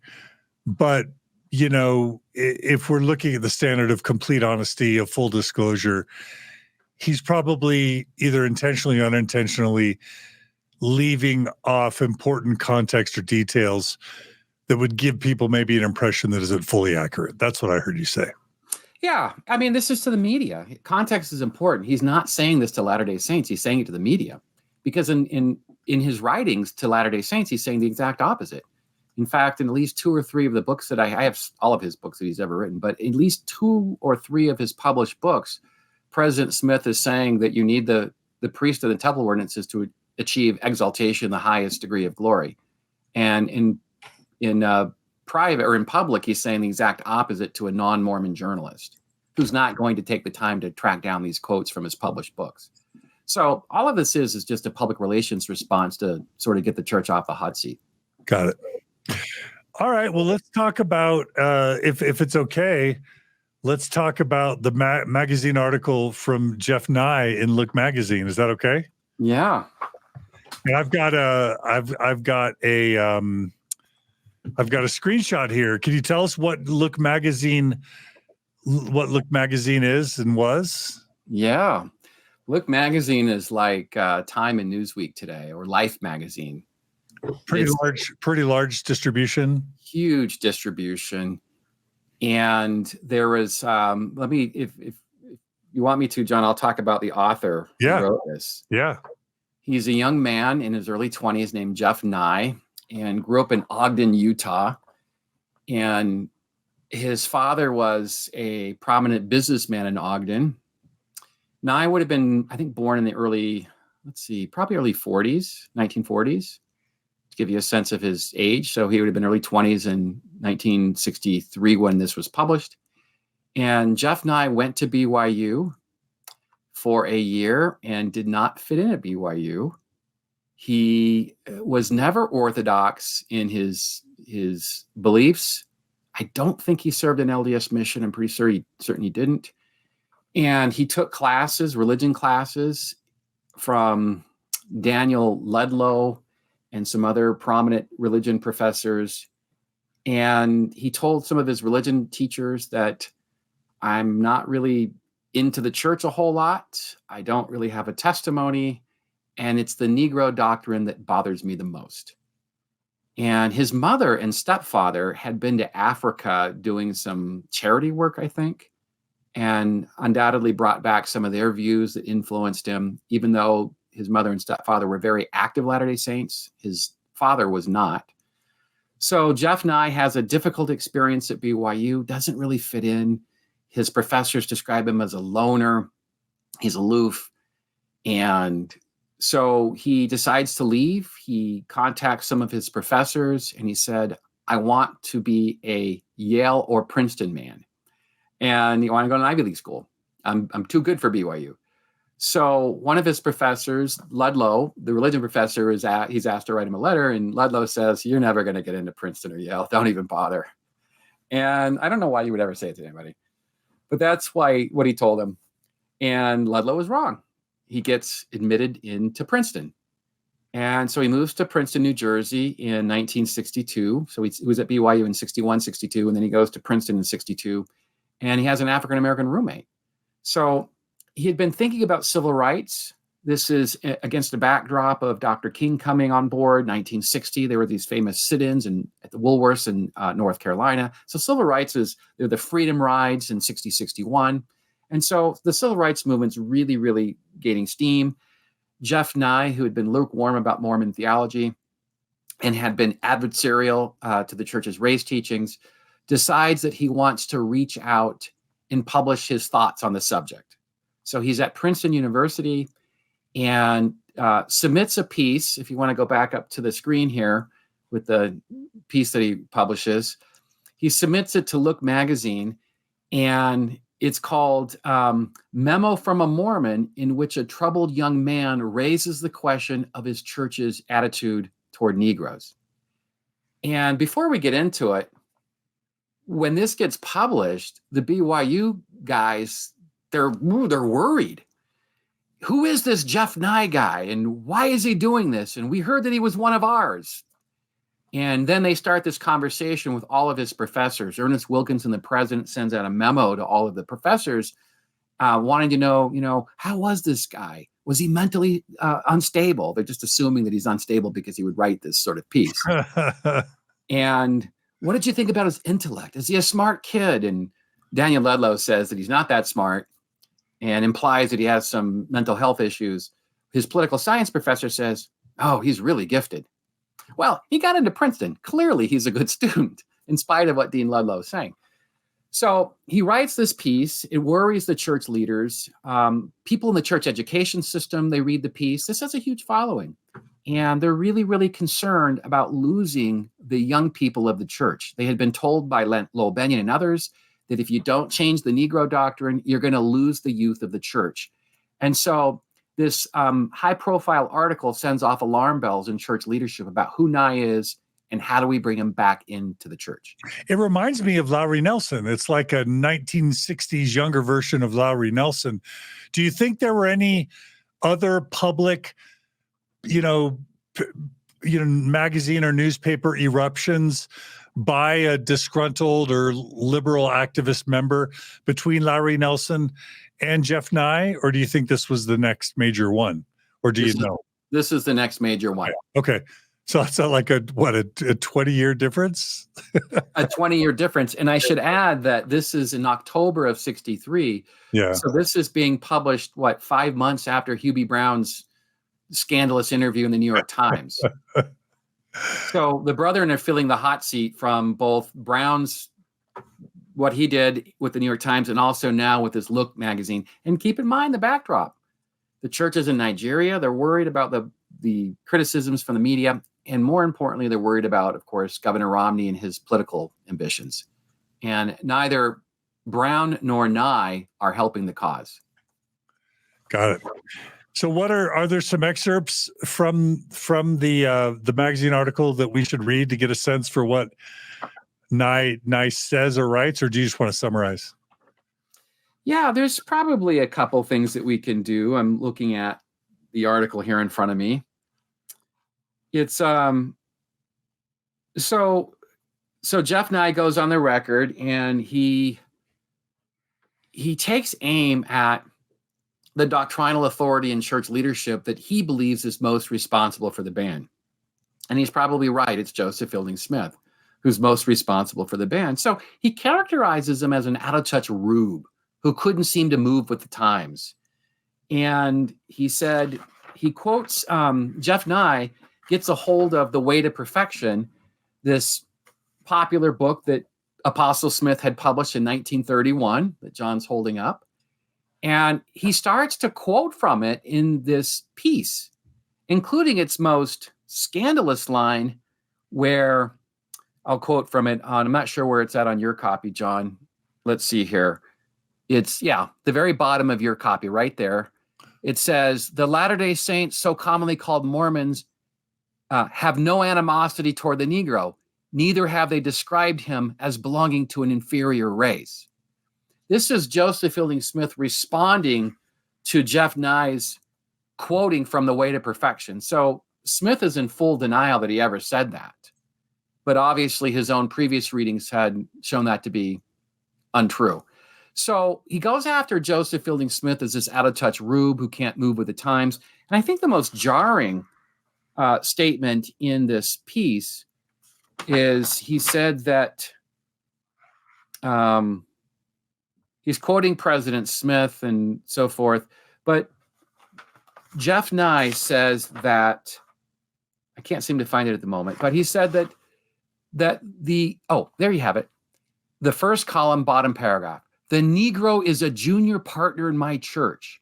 He is a junior partner because he cannot hold the priesthood, and the priesthood is the foundation of the church. And he's obviously, Nye is responding to this idea that the church can do all these great things for the Negro. And here you have Nye quoting Joseph Fielding Smith's racist book and also saying, he's really a junior partner. Don't let that fool you. And if you go to the very end of this article here, you'll see that there's an editor's note. They reach out to Joseph Fielding Smith, and they want him to comment on this controversial new article that's making headway around the church. And should we read the editor's note? Across the country. Absolutely. All right. So it says, the article from the Deseret News. Now, what article are they talking about there? So this is an article that was published months before Nye's piece, in which Joseph Fielding Smith is responding to this idea. So this is July of 1962. He's responding to the notion that we're going to give blacks the priesthood. They were supposed to get it in April of 62. Now he's responding, they're not going to get it. And so this is an article that was an interview by President Smith that was done before Jeff Nye, but the editor decided to include it. Yeah, and it's the same article where Joseph Fielding would say, we are the ones that offer the most to black people, basically. This is one of many places he says this. Right. And Nye would have referenced this Deseret News article in the article above. Yeah, Yep. I think he says, this is what Fielding Smith says on the article. This is what I learned being a Mormon. This is kind of like doesn't match, like Joseph Fielding Smith is not being honest. So again, Joseph Fielding Smith may be dissembling to the public about what the church really thinks and feels. Yeah. Okay. The article from the Deseret News referred to by Mr. Nye, this is an editor's note, appeared in an issue of the newspaper dated July 14, 1962. William B. Arthur, managing editor of Look, asked President Smith of the Church of Jesus Christ of Latter-day Saints to comment on the article during an interview with him last summer at his office in the Mormon Church's office building in Salt Lake City, Utah. Nowadays, you just can't imagine, apostles entertaining journalists. Now, 15, 20 years ago, clearly they did, but in 2024, you just can't imagine this ever happening. A small, quick correction on that. It does happen, but they're carefully screened. Right. McKay Coppins, the biographer of a recent biography that came out last year on Mitt Romney, it's the authorized biography. So this high-profile Mormon journalist wrote a biography on Mitt Romney that won the Best Biography Award at the Mormon History Association conference last weekend. And McKay got access to an interview to interview with President Nelson, but he's a practicing Latter-day Saint, and so they knew that he wouldn't ask him questions that would make him uncomfortable. But if it was just somebody off the street, probably wouldn't have gotten the access. Got it. Well, I guess I'm referring to like Gordon B. Hinckley going on Larry King Live or 60 Minutes with Mike Wallace and just taking hard questions, or Jeffrey R. Holland going on that BBC program called Meet the Mormons or whatever it was called. I think the church stopped doing that kind of stuff, right? Oh, they got burned by it. Yeah, absolutely. And especially in the social media age. We'll get to Gordon Hinckley and his role with the media, but make no mistake about it, when Hinckley decided to go on Larry King and Mike Wallace, he was nervous as heck. He didn't know. He couldn't control the narrative. He didn't know what they would ask him. Yeah. And here, I mean, here is a journalist literally going to President Smith's office to ask him about this controversial piece before it was published, right? Like, yeah, and so this journalist was not screened. In those days, there wasn't a lot of interaction between the media. And usually today what happens is that there is lots of interaction with the media in the church today, but it's not with the top 15. It's not with the Q12 and the First Presidency. It's with lower level general authorities. And whenever they get interviewed by the media, they have to go through they have to get permission. mm-hmm. I know people who have reached out to several general authorities in the last few years. These are podcasters and other folks in the media. And the general authorities, they always say the same thing, I need to get you approved. In other words, if you are deemed by my handlers or the authorized people as an enemy to the church, I'm not going to, meet with you. But so you have to get approval. And even if you are a good Latter-day Saint, doesn't always necessarily mean you'll get the approval. So it's very controlled. And with the growing global church, of course, they're trying to control the message, and they want to make sure that whoever is interviewing with the media is prepared with the church's talking points. They're not running off script. And if there are controversial issues they want to interview them about, like LGBTQ, they won't get permission. Yeah. And so that's what they want to avoid, is anything controversial. Okay. So an editor, William B. Arthur, managing editor of Look, is interviewing Joseph Fielding Smith at church headquarters about this Deseret News article, and Joseph Fielding Smith responds and says, quote, "I stand by every word in the article." He goes on to write, quote, "The Mormon Church does not believe, nor does it teach, that the Negro is an inferior being. Mentally and physically, the Negro is capable of great achievement, as great and in some cases greater than the potentiality of the white race." Okay, that's jarring. He can become a lawyer, a doctor, a scientist, and he can achieve great heights. The word inferior is indeed unfortunate. The only thing that's missing there is the Cadillac reference that right, that Marky Peterson had in his quote. I wouldn't even mind if you had a Cadillac. Anyway, keep going. Mr. Arthur asked President Smith if a Negro boy can pass the sacrament in the morning. So this is Mr. Arthur pushing back. Asks President Smith if a Negro boy can pass the sacrament in the Mormon Church, as a 12 and a 13-year-old white Mormon boys do. President Smith replied, no. He then was asked whether Negro boys could prepare the sacrament, as 14 and 15-year-old white Mormon boys do. The answer was no. Arthur continues, can he bless the sacrament or perform baptism as the 16, 17, and 8-year-old white Mormon boys do? Mr. Arthur asked. Again, the reply was no. Quote, the Negro cannot achieve priesthood in the Mormon Church. President Smith said, no consideration is being given now to changing the doctrine of the church to permit him to attain that status. Now, we know that's a lie because Brown was certainly considering it. And Brown was talking to David O. McKay about it. Anyway, Joseph Smith says, no consideration is being given now to changing the doctrine of the church to permit him to attain that status. Notice the word doctrine, too, right? Right. He calls it doctrine. That's important, yeah. We established that in the late 1940s that the Brethren declared it doctrine. Previous episode. Such a change can come about only through divine revelation, and no one can predict when a divine revelation will occur. Again, I think we know that they make decisions through consensus and through back channel negotiations and consensus building. So for him to be portraying that it's just like God from on high reveals it, that feels misleading to me. This ends by saying, I would not want you to believe that we bear any animosity towards the Negro. And this is the big one. Joseph Fielding Smith says, darkies are wonderful people and they have their place in our church. All right, Matt, darkies have a place in our church. Anything you want to add? So I teach African American history, I teach civil rights, I teach race and religion. And in all three of those classes, we oftentimes talk about nomenclature. And so we talk about, the N word, the history of the N word. We talk about when it was acceptable to use the word colored to describe a Black person, which if you think about it, it's kind of a crazy term, right? We're all colored. We're white, we're brown, we're Black, and everything in between. But yet Black people were referred to as colored back in the day to distinguish themselves. And the Negro was accepted for a long time, African American, Black, all these different designations. And here you have a senior apostle using the word darkie. Someone once told me of an older generation, well, that's just what they did in those days. Nonsense. Even using the word darkie in the early 60s was not acceptable. It would have been acceptable in the 19th century, but not in the latter part of the 20th century.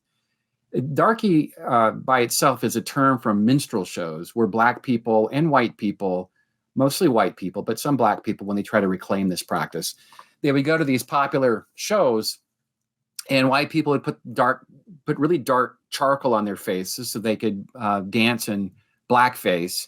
And because of that blackface, they were called darkies. And at these minstrel shows, they would dance and they would make fun of themselves. They would make fun of Black culture. And the people watching this were white people eating this up. It was a cheap form of entertainment. And as I point out in chapter 1 of my book, sadly, the saints had picked up on this practice. They had put these minstrel shows on for LDS church fundraisers in their local ward and branches. And they didn't just do it in the United States. They did it in England as well. And so darkie was associated with these minstrel shows when people would don blackface. And it's a word that church magazines would often use to describe Black people. They would use the word darkie, and tragically, they would use the N word occasionally. They would use other racial epithets. And so Joseph Fielding Smith, born in 1876, born in the Utah State Territory, had not been around African Americans, and he's using a racial slur and doesn't even realize it's a slur. And almost immediately, when he says this and it gets published in Look magazine in October of 63, almost immediately, there are magazines and other newspaper writers who read the interview, they pick up on it, and they criticize him for using the word darkie. And I've seen today on the internet memes that are made with quoting this quote from Joseph Fielding Smith, that darkies are a wonderful people. They have their place in the church. And obviously these memes are poking fun at Joseph Fielding's racism.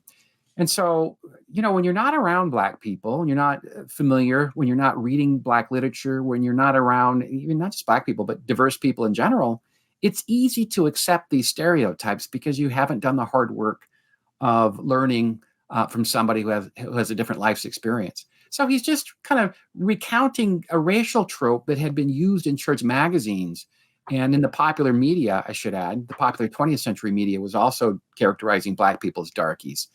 And, he has no idea this is controversial.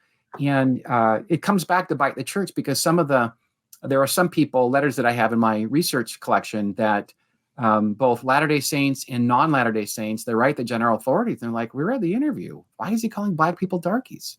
And, the first president, they write back and no idea he's doing that. So sorry that happened. But anyway, there's just not a racial sensitivity among Joseph Fielding Smith, who at this point is in his 80s. So I'm curious if you want to share anything about the fallout from Jeff Nye's article. And I asked you if he was still alive because I'd love to interview him, because he would have been a teenager or an early young adult in the 60s. Like, reasonably, he would still be alive today. Did you want to give any follow-up info about Jeff Nye, or should we move on? I tried to interview him. I'm a thorough scholar. Anyone knows my work. There are no stones that I strive to leave unturned, including Jeff Nye. And he died, I don't know, I'm not quite sure, maybe 10 years ago. And he would have been born in the early 40s because I do know he was 21, 22 when he wrote this article. Okay. And so that puts him in the early 40s, about my father's age, actually. So he's not, I don't know, I think he died of cancer, but I'm not sure. It's been a while since I reached out and tried to track him down. But okay. But in terms of like fallout, was he excommunicated? Was he intimidated? Did he experience marginalization or discipline or anything? Do you have any idea on that? I don't know. That'd be a question I would ask him. He was he's a lower level figure. Would they excommunicate a 22-year-old kid who was already disillusioned with the church? Possible. But there was fallout because a lot of Latter-day Saints, they read this and they were angry. And they wrote Joseph Fielding Smith and Jeff Nye letters saying, how could you do this? You're betraying us. And they sent the letters to Joseph Fielding Smith that they wrote to Jeff Nye when he was at Princeton. They wanted President Smith to have a copy of it to say, hey, look, we're defending you. We're defending the church. And unfortunately, I don't have Jeff Nye's response to these letters, but they came from all over the United States. And it was a significant collection of letters that people had written to President Smith, duplicates of the copy they sent to Jeff Nye. So, but again, by this point, he's out of the church. And so he's really not a significant figure. It's just making the church look bad when George Romney is running for political office, and also Hugh Brown's New York Times interview. So the brethren are really, really mindful of the bad publicity that's coming their way. Yeah, I'm thinking about like, I don't want to give away the ending about what happens to Hugh B. Brown in the 70s, but I can imagine by 63 there being like a riot in these, apostle meetings. We know that the First Presidency, the Quorum of the 12 meet weekly in the upper chamber of the Salt Lake City Temple. I imagine they have these meetings, and I could just imagine Ezra Taft Benson saying, freaking, in my words, Hugh B. Brown, cut this shit out. Like, you're causing too much trouble. This is becoming a national scandal. We need to have unanimity in the quorum. Like, I'm surprised there wasn't a quorum riot as a result of both Nye and Hugh B. Brown and Romney and all these articles. Any indication that things started to bubble over? Oh, yeah. How much time you got? A lot. Oh, my word. I wrote a book about this. Specifically in 63, 64, right? Yeah, no, I covered this in detail in my Ezra Taft Benson book called Watchmen on the Tower. There are two things that get Brown into trouble. One's the activism on the priesthood ban, as we've been discussing. And the second thing is that as a liberal Democrat, he's going after the right-wing extremism of Ezra Taft Benson. And I know we'll talk more about this next hour.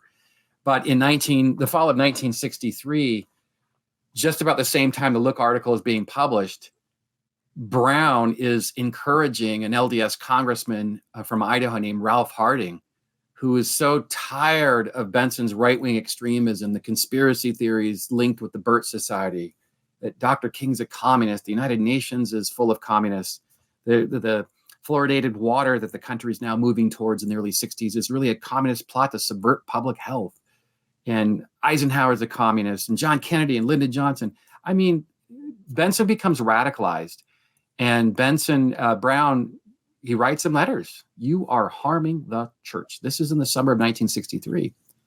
And Benson writes him back and says, you're a Judas.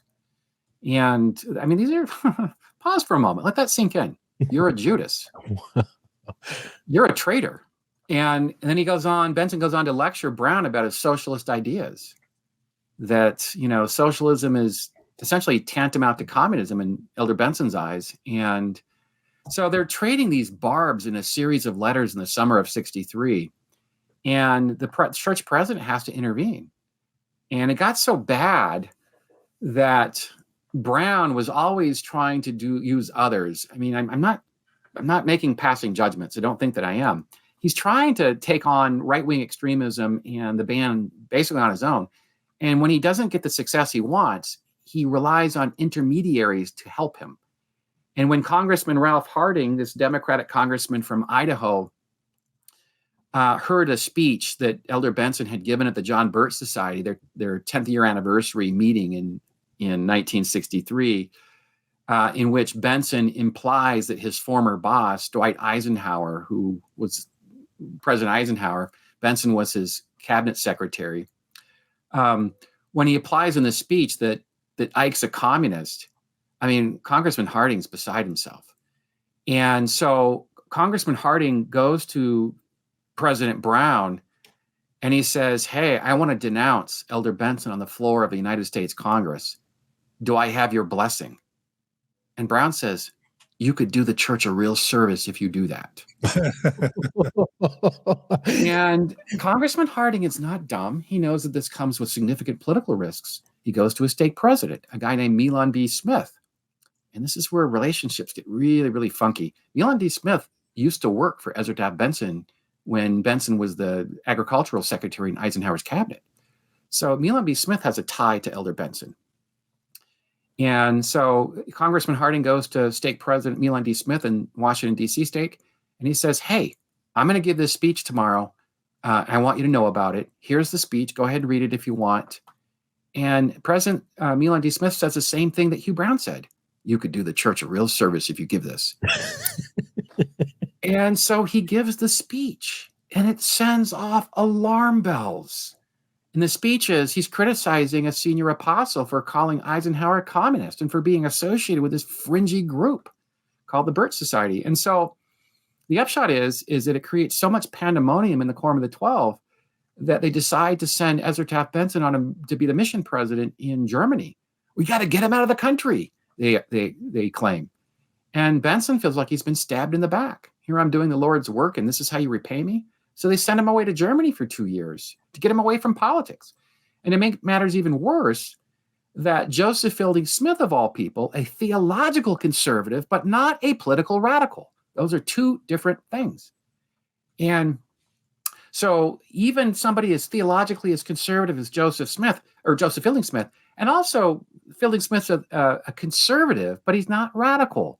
The Birch Society is radical. And Joseph Fielding Smith writes a letter, and he said, we needed to get Elder Benson out of the country to, quote, purge his blood, end quote. Talking about purging the Birch Society politics and the conspiracy theories out of him. Well, what happens is those letters leak. Joseph Fielding Smith's letters that he writes to the church president, David O. McKay, they leaked to an Idaho newspaper in the early 1964, just after Benson had been moved with his family over to Germany to preside over that mission. Wow. And there's another public relations scandal, right? That letter leaks, and there's a second letter that leaks too, that the brethren are talking about him in the quorum. They don't approve of his politics. So, John, when you ask about, what's going on in the quorum, that's just one episode. Yeah. Do you know whether David O. McKay pulls Hugh B. Brown aside in those early 60 years and says, cut this out? Oh, yeah. This? Like, he could have kicked him out of the First Presidency. He could have kicked him out of the quorum, but maybe that would have been too much of a public scandal. He absolutely pulls them aside on both the Birch Society issue and the priesthood ban issue. And he said, this is causing division. Tone it down. And Hugh B. Brown, just to give your listeners a sense of where he's at in the early 60s, he feels just as passionate and strong in his convictions of racial equality as Benson fears the civil rights movement's been fomented by communists. Mm. And both of these headstrong men are at two different, ends of the spectrum, and they're going at it in quorum meetings. And President McKay has to intervene. He's getting pulled to the left by Brown. I'm using that, the left on purpose, because that's where he's at. He's on the left of the political spectrum. So he's getting pulled by Brown this way, McKay, and he's getting pulled on the right by Benson. And the church president's getting his arms pulled off by two headstrong leaders. And politically, there's no question President McKay sides with Elder Benson, as I note in my book. But he is sympathetic to Brown's position about the Birch Society, because there are a number of Latter-day Saints who are writing in the First Presidency, and they're saying, hey, look, Elder Benson's harming the church. Everywhere we go, whether it's in General Conference, whether it's at BYU, or whether it's in a state conference that he visits, he's always giving these conspiratorial addresses. Whatever happened to preaching Jesus Christ himself in his crucifixion? So they want theological stuff, and Elder Benson's not giving it to them. And so they complain about his activism. And that's when President McKay is forced to intervene, and he tells Elder Benson, you are to not attend any more Birch Society meetings? And then Elder Benson's response is, can I at least continue to talk about how evil communism is? And President McKay says, okay, I'll grant you that. The problem with that demarcation is that the saints will continue to hear these anti-communist screeds from Elder Benson. And even though Elder Benson doesn't mention the Birch Society like he once did, giving these talks, the saints don't make a distinction. So whatever they hear from Elder Benson, they're just assuming it's straight from the Birch Society. And Elder Benson, like Brown, they use surrogates to advance their message. And in Benson's case, he's using Cleon Skousen. So there are lots of rifts over politics among the high church leadership. And Henry D. Moyle, who was in the First Presidency with Hugh B. Brown, he said something insightful in 1963. He said that when the saints write protest letters, we listen. And in the context of that, letters to who? To the First Presidency. Okay. We, the First Presidency, we listen. And the context of that is politics. When people are complaining about Elder Benson's political crusading, I mean, we have to listen. It's not good for the church. A couple of other things go ahead, Gerardo. And even if we go back, that letter that President McKay received about the women who was concerned about a picture being portrayed on church media with an interracial interracial people on Is that Marky Peterson's wife? Is that who that was? Was he Marky Peterson's wife? I thought it was just a member. Okay. Yeah. Caesar Peterson. We don't know if it was Marky Peterson's wife. But President McKay goes and shares that letter with church employees, right? And says, make sure that doesn't happen anymore. So, yeah. Again, they're worried about public perception. Yeah. A couple other things I'll just highlight from my reading of your book, Matt. You write, when Brown pestered President McKay about lifting the ban, the president, meaning McKay, tried to calm him down by assuring him that a change would come at some point. That was McKay's subtle way of saying that he wasn't certain when the hardliners would agree to lift the ban or whether they would agree to lift it at all. And then you go on to say Apostle Smith, meaning Joseph Fielding Smith, was the most formidable holdup. If anybody wants to get a sense for how, quote, revelation happens in the church, this gives us, again, another view. It's all about consensus building and holdouts, and who lives and who dies. You also talk about Joseph Fielding Smith, creating doctrines of salvation, a 3-volume series that's kind of a follow-up to the Ways of Perfection, along with answers to gospel questions. And this is basically just Joseph Fielding Smith, just kind of cramming his own doctrinal views into the mainstream church membership and almost enshrining his views as church doctrine. And then you also go on to write Bruce R. McConkie, adding his contribution as well as Joseph Fielding Smith's nephew, meaning Mormon doctrine. And the 60s becomes a really important time frame of sort of the indoctrination of the general membership in the flavor of Joseph Fielding Smith and Bruce R. McConkie. Is that right, Matt? Yeah, the two most significant books that promulgate the church's race teachings. We've already talked about one, The Rate of Perfection. And by 1958, Joseph Fielding Smith's son-in-law, Bruce R. McConkie, who's in the first quorum of the 70s, so he's not yet an apostle. That'll come in the early 70s. He'll get called into the 12 by Harold B. Lee. But in 1958, he takes it upon himself to write this book that has an incredible presumptuous title. I mean, Mormon Doctrine. And I mean, think about that for a moment. A junior level church officer writing a book that proclaims Mormon doctrine. And he takes issue with a number of other church teachings over the years. B.H. Roberts used to teach that there were actually people who lived before Adam, so called pre-Adamites. And Bruce R. McConkie just pushes back against that because his father-in-law didn't think that was sound doctrine. So they're preaching their own flavor of theology. And both Smith and McConkie, who are very close, they looked to Brigham Young and Joseph Smith. Those are the people they quoted the most. They quoted Joseph F. Smith, which would have been Joseph Fielding Smith's father, church president and apostle. but they didn't quote the main thinkers of the early 20th century, Widsoe, Talmage, B.H. Roberts, and those guys, because they didn't like them. They didn't like the things that they taught. They didn't like the Victorian values that had governed these men. And so they wanted to stake their own path in the church, and they conspicuously omitted some of the major doctrinal heavy hitters in the early 20th century because they are vying to be doctrinal heavy hitters themselves. And it works, because when McConkie publishes Mormon Doctrine in 58, some of the brethren are just caught off guard. They're not happy about it. They find tons of errors in it.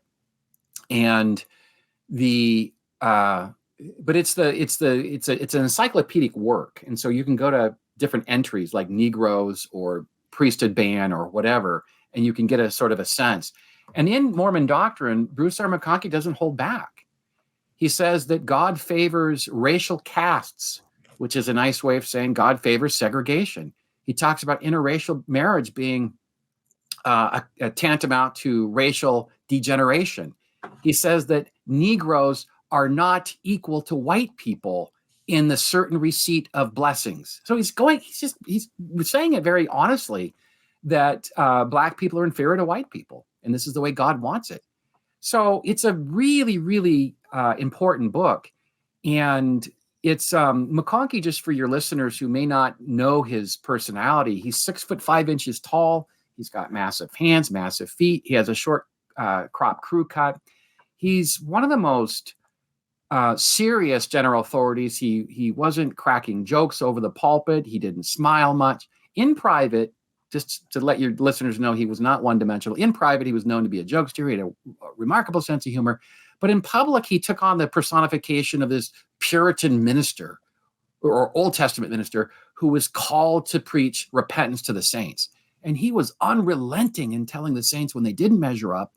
And there are Joseph Fielding McConkie, Bruce's son, published a book in 2003, a memoir of his father that Desert Book published. And it's actually a pretty good book. And in one of the chapters, he talks about, quote, the hate mail that his father would frequently get from the saints to let them know, or to let Elder McConkie know that they didn't approve of his sermonizing. And his sermonizing was so difficult for saints to hear when they're told that they don't measure up time and time and time again. Some of his fellow members of the 12, they approached him and they said, Bruce, tone it down. You'll find a greater reception among the saints if you lighten up a little bit. And what's interesting about that council, tell a story, give him a warm fuzzy. But what's interesting about that council is he considered it and he thought about it, his son writes. But in the end, he rejected it because Joseph Fielding McConkie said later in an interview, just before he died in 2013, he said that my father had these experiences, considered listening to the counsel of his fellow brethren, but in the end, he rejected the counsel because he said people who tell stories will more likely be forgotten than doctrinal teachers like my father. In other words, they will be forgotten, but my father will live on. And that's just simply not true. I mean, most of the young people in the church today, just like any other church leader, they don't know anything about them because Bruce McConkie is not talked about today. Mormon Doctrine is anathema among the high church leadership because it's a book that represents the values of the church in the mid-20th century. Yeah. Yeah. I would say, though, that I was a fan of McConkie and my mission. I served 2013, 2015, long after he had already passed. And other than McConkie and maybe one or two other apostles from that period of time, I don't think I would have ever listened to or heard their talk or studied their talks like I did McConkie's. But that you're old, Gerardo. Could be me. You're really old. Yeah. No, I think, but a lot of missionaries, I'm not surprised to hear what you just said. A lot of missionaries, I think, when they moved around, at least in the United States, I served in Idaho in the late 80s, early 90s. And I remember going from missionary apartment to missionary apartment. There was always a copy of Mormon Doctrine there.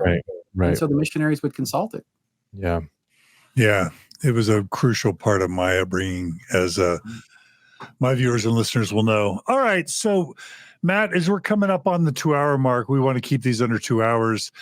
I think it's worth just mentioning in the final few pages of this part of chapter 4, you mention briefly Marion D. Hanks and he being like the only general authority besides Hugh B. Brown, really, that kind of is opposed, to the ban. Do you want to talk about?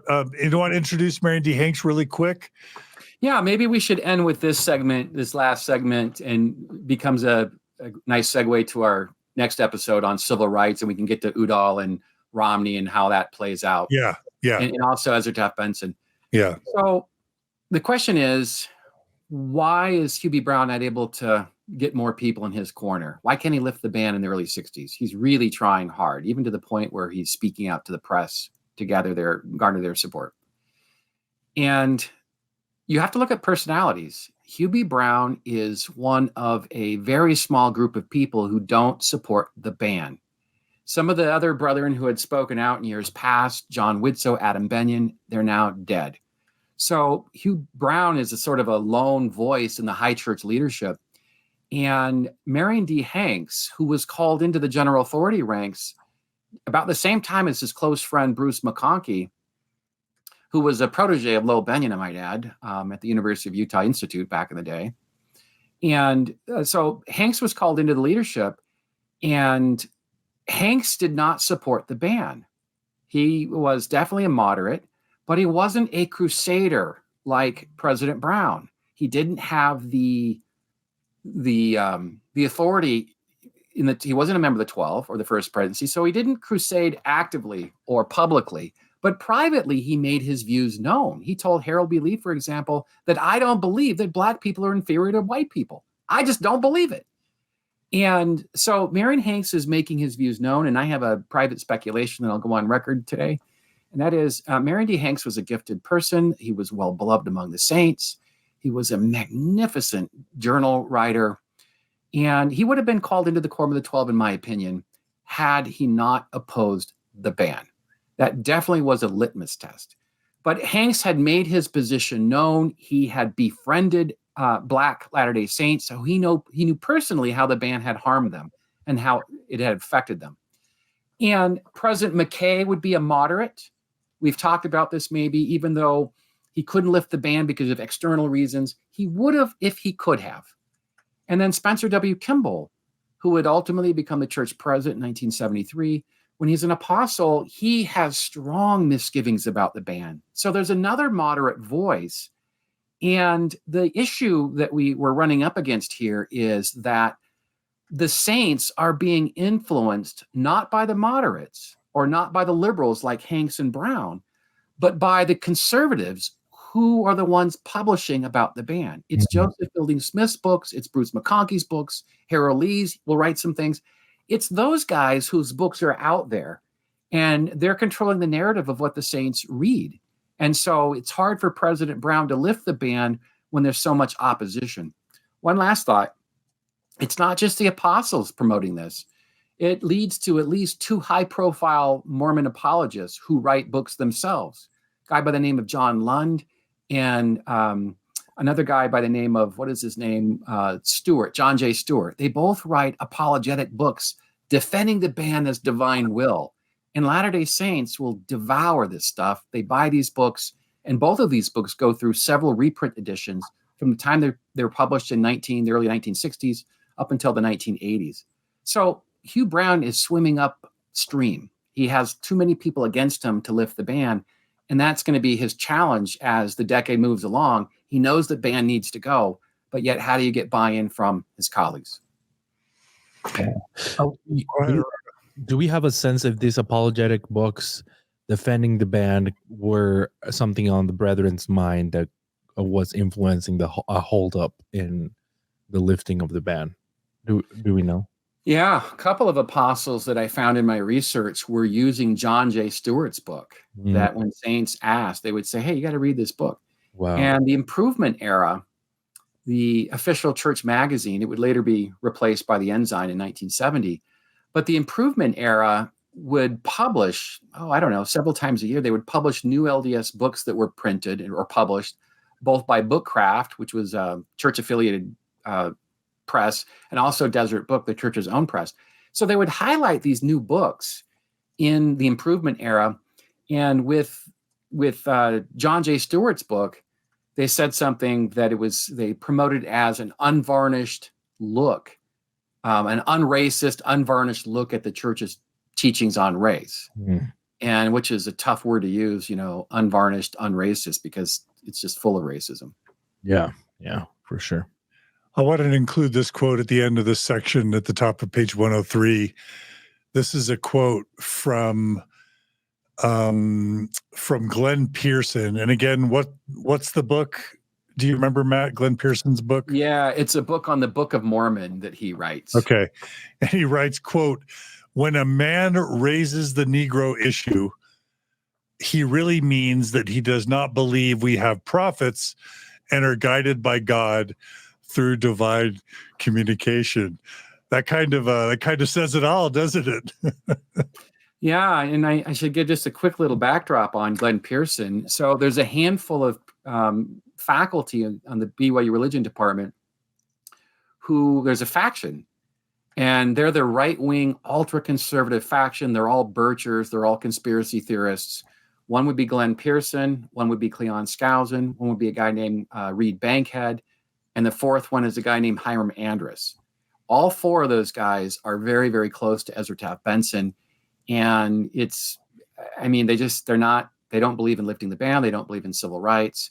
And so they start to pressure people around the church. They speak at the Know Your Religion series, in which they're advancing these very, fundamentalist views on race. And you have to think, what does the church body think about this? Well, they're getting their information from Glenn Pearson, from his classes at BYU, from his Know Your Religion series. They're reading his book. They're reading Skousen's books and others.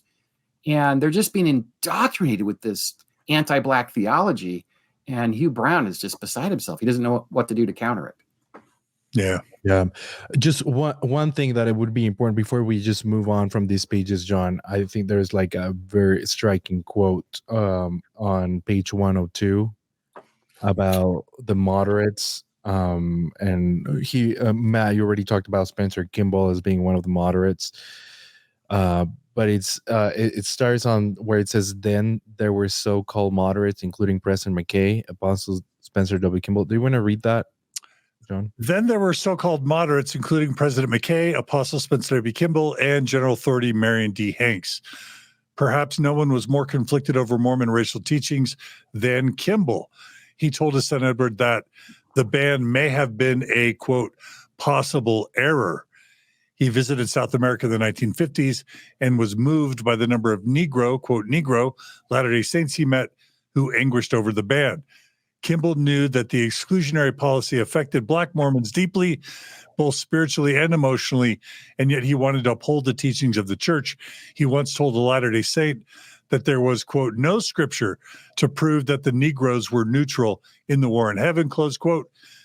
But he recommended the way to perfection when inquisitors asked about the ban, noting that Joseph Fielding Smith's discussion of Abraham chapter 2 would answer any questions about the church's race doctrine." That's good. That's good. Well, I think that covers several important points. Although I think the main one for me was the admission to his son Edward that the ban was a possible error. Well, that was pretty early in the 50s. 63. Okay. And just to add a quick thing to this, I'm always interested, when did he know it, right? Or when did he have these rumblings? And so 63, we have evidence that he's really, really uncomfortable with the ban, says to his son in private, may have been a possible error. And then in 1954, I don't know if I've shared this before, John, or not on your podcast, but in 1954, Spencer Kimball writes in his scriptures, he circles certain racialized verses in the standard works, the Book of Mormon, the Pearl of Great Price, and he circles the skins of blackness in the Book of Mormon. And he says, he writes in the margins, this is supposed to refer to the Negro, and he puts a big question mark. He's really unsettled about a lot of this stuff. And then you can see him getting more unsettled as the decades progress, particularly when he spends some time in Brazil in the 1960s as a church apostle. That's his assignment of the world. He's over South America. And he starts to visit with Black and biracial Brazilians. And he learns firsthand how the ban affects them, and they're scarred by it. And it moves him. And he writes about this at length in his diary, that the ban doesn't seem to be right because it's affecting so many good Latter-day Saints from progressing in the church. Yeah. Wow. Well, I think this is a good way to end. John, do you have something? No, that's it. Gerardo, you had a question about was it Peterson? Yeah, we can talk about it later if you want. Okay. All right, Matt. Well, that's brilliant. So we've got a lot to cover just in chapter 4. We're still going to talk about more about George Romney, more about Stuart Udall, and then we've got the entire civil rights movement that's going on, Martin Luther King Jr., the NAACP, so much more from chapter 4. Any sort of previews you want to give people before we end today? Oh man, we're just starting to heat up. It's, I mean, the 60s is a really difficult time for the church. We just scratched the surface today.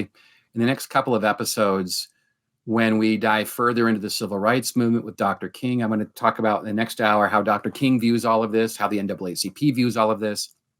And then finally, in a couple of episodes away, we're going to talk about how the federal government threatens to shut down BYU because they're opposition to the civil rights movement, or the church's opposition to the civil rights movement. So it's a trying time for the Latter-day Saints in church history, because it's the first time that the federal government's going to target religious institutions that harbor discriminatory policies. And frankly, the brethren don't know what to do about it. Yeah. All right. Well, that's another great episode in the series. Thank you, Matt, and thank you, Gerardo. I'm just going to go ahead and do my plug. The book is Second Class Saints, Matthew Harris, Black Mormons, and the Struggle for Racial Equality. Please buy it now on Amazon. There's a Kindle format. There's a hardcover format.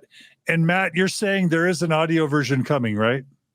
Yeah, I don't know when yet, but I do know that the press is, it's on their mind. They licensed it out to a third party, so I don't know all the details, but it's in the works, and I'm hoping it'll be out in the next few months, but I will certainly keep people apprised when I have a definitive date. That's awesome. Okay. And I'll just say also, at the time of this recording, now 2 episodes have been actually formally released. We only have 34 people that have donated to this project, 35 now, and that's with tens of thousands of people watching. So if you value Matt's work, we would just love 100 or 200 of you to become donors to this project. 100% of your donations will go to Matt directly. The link is donorbox.org/Matt Harris. Please become a one-time or a monthly donor, because to continue this, we promised Matt we would pay him. So we're doing our part as the Open Stories Foundation. We're pledging. If any of you are not donors and you're valuing this content, we would really love some bigger donor to just step up and fund the whole thing, or big chunks of it, because it's kind of annoying to have to fundraise every time. I'm sure it's embarrassing to Matt. So please become a donor. Make it so we can stop asking. Please go to donorbox.org/Matt Harris to donate to this series. And again, you can cancel if you want once we're done. Buy the book, share this with people. Please subscribe to this. Subscribe to us on Spotify, subscribe to us on YouTube. Please like this episode, comment on it, share it. Thank you for everyone who already is a donor or who became a donor. And remember that you can consume this series as part of the Integrated Mormon Stories podcast feed on YouTube or Spotify or on Apple Podcasts. Or we're making a Spotify standalone version that has both audio and video, or Apple Podcast audio only episode. Or there's a playlist on the Mormon Stories Podcast YouTube channel where you can watch these episodes in sequence for your convenience. Really appreciate the feedback. Thanks to Julia and Maven and Brooklyn and the board at the Open Stories Foundation that makes all this possible. Thanks again, Matt. Thanks again, Gerardo. And we'll see you all again soon on another episode of Mormon Stories Podcast and on this series covering this amazing book. Thanks, guys. Thanks, John. Thanks, Gerardo. See you soon. Thank you.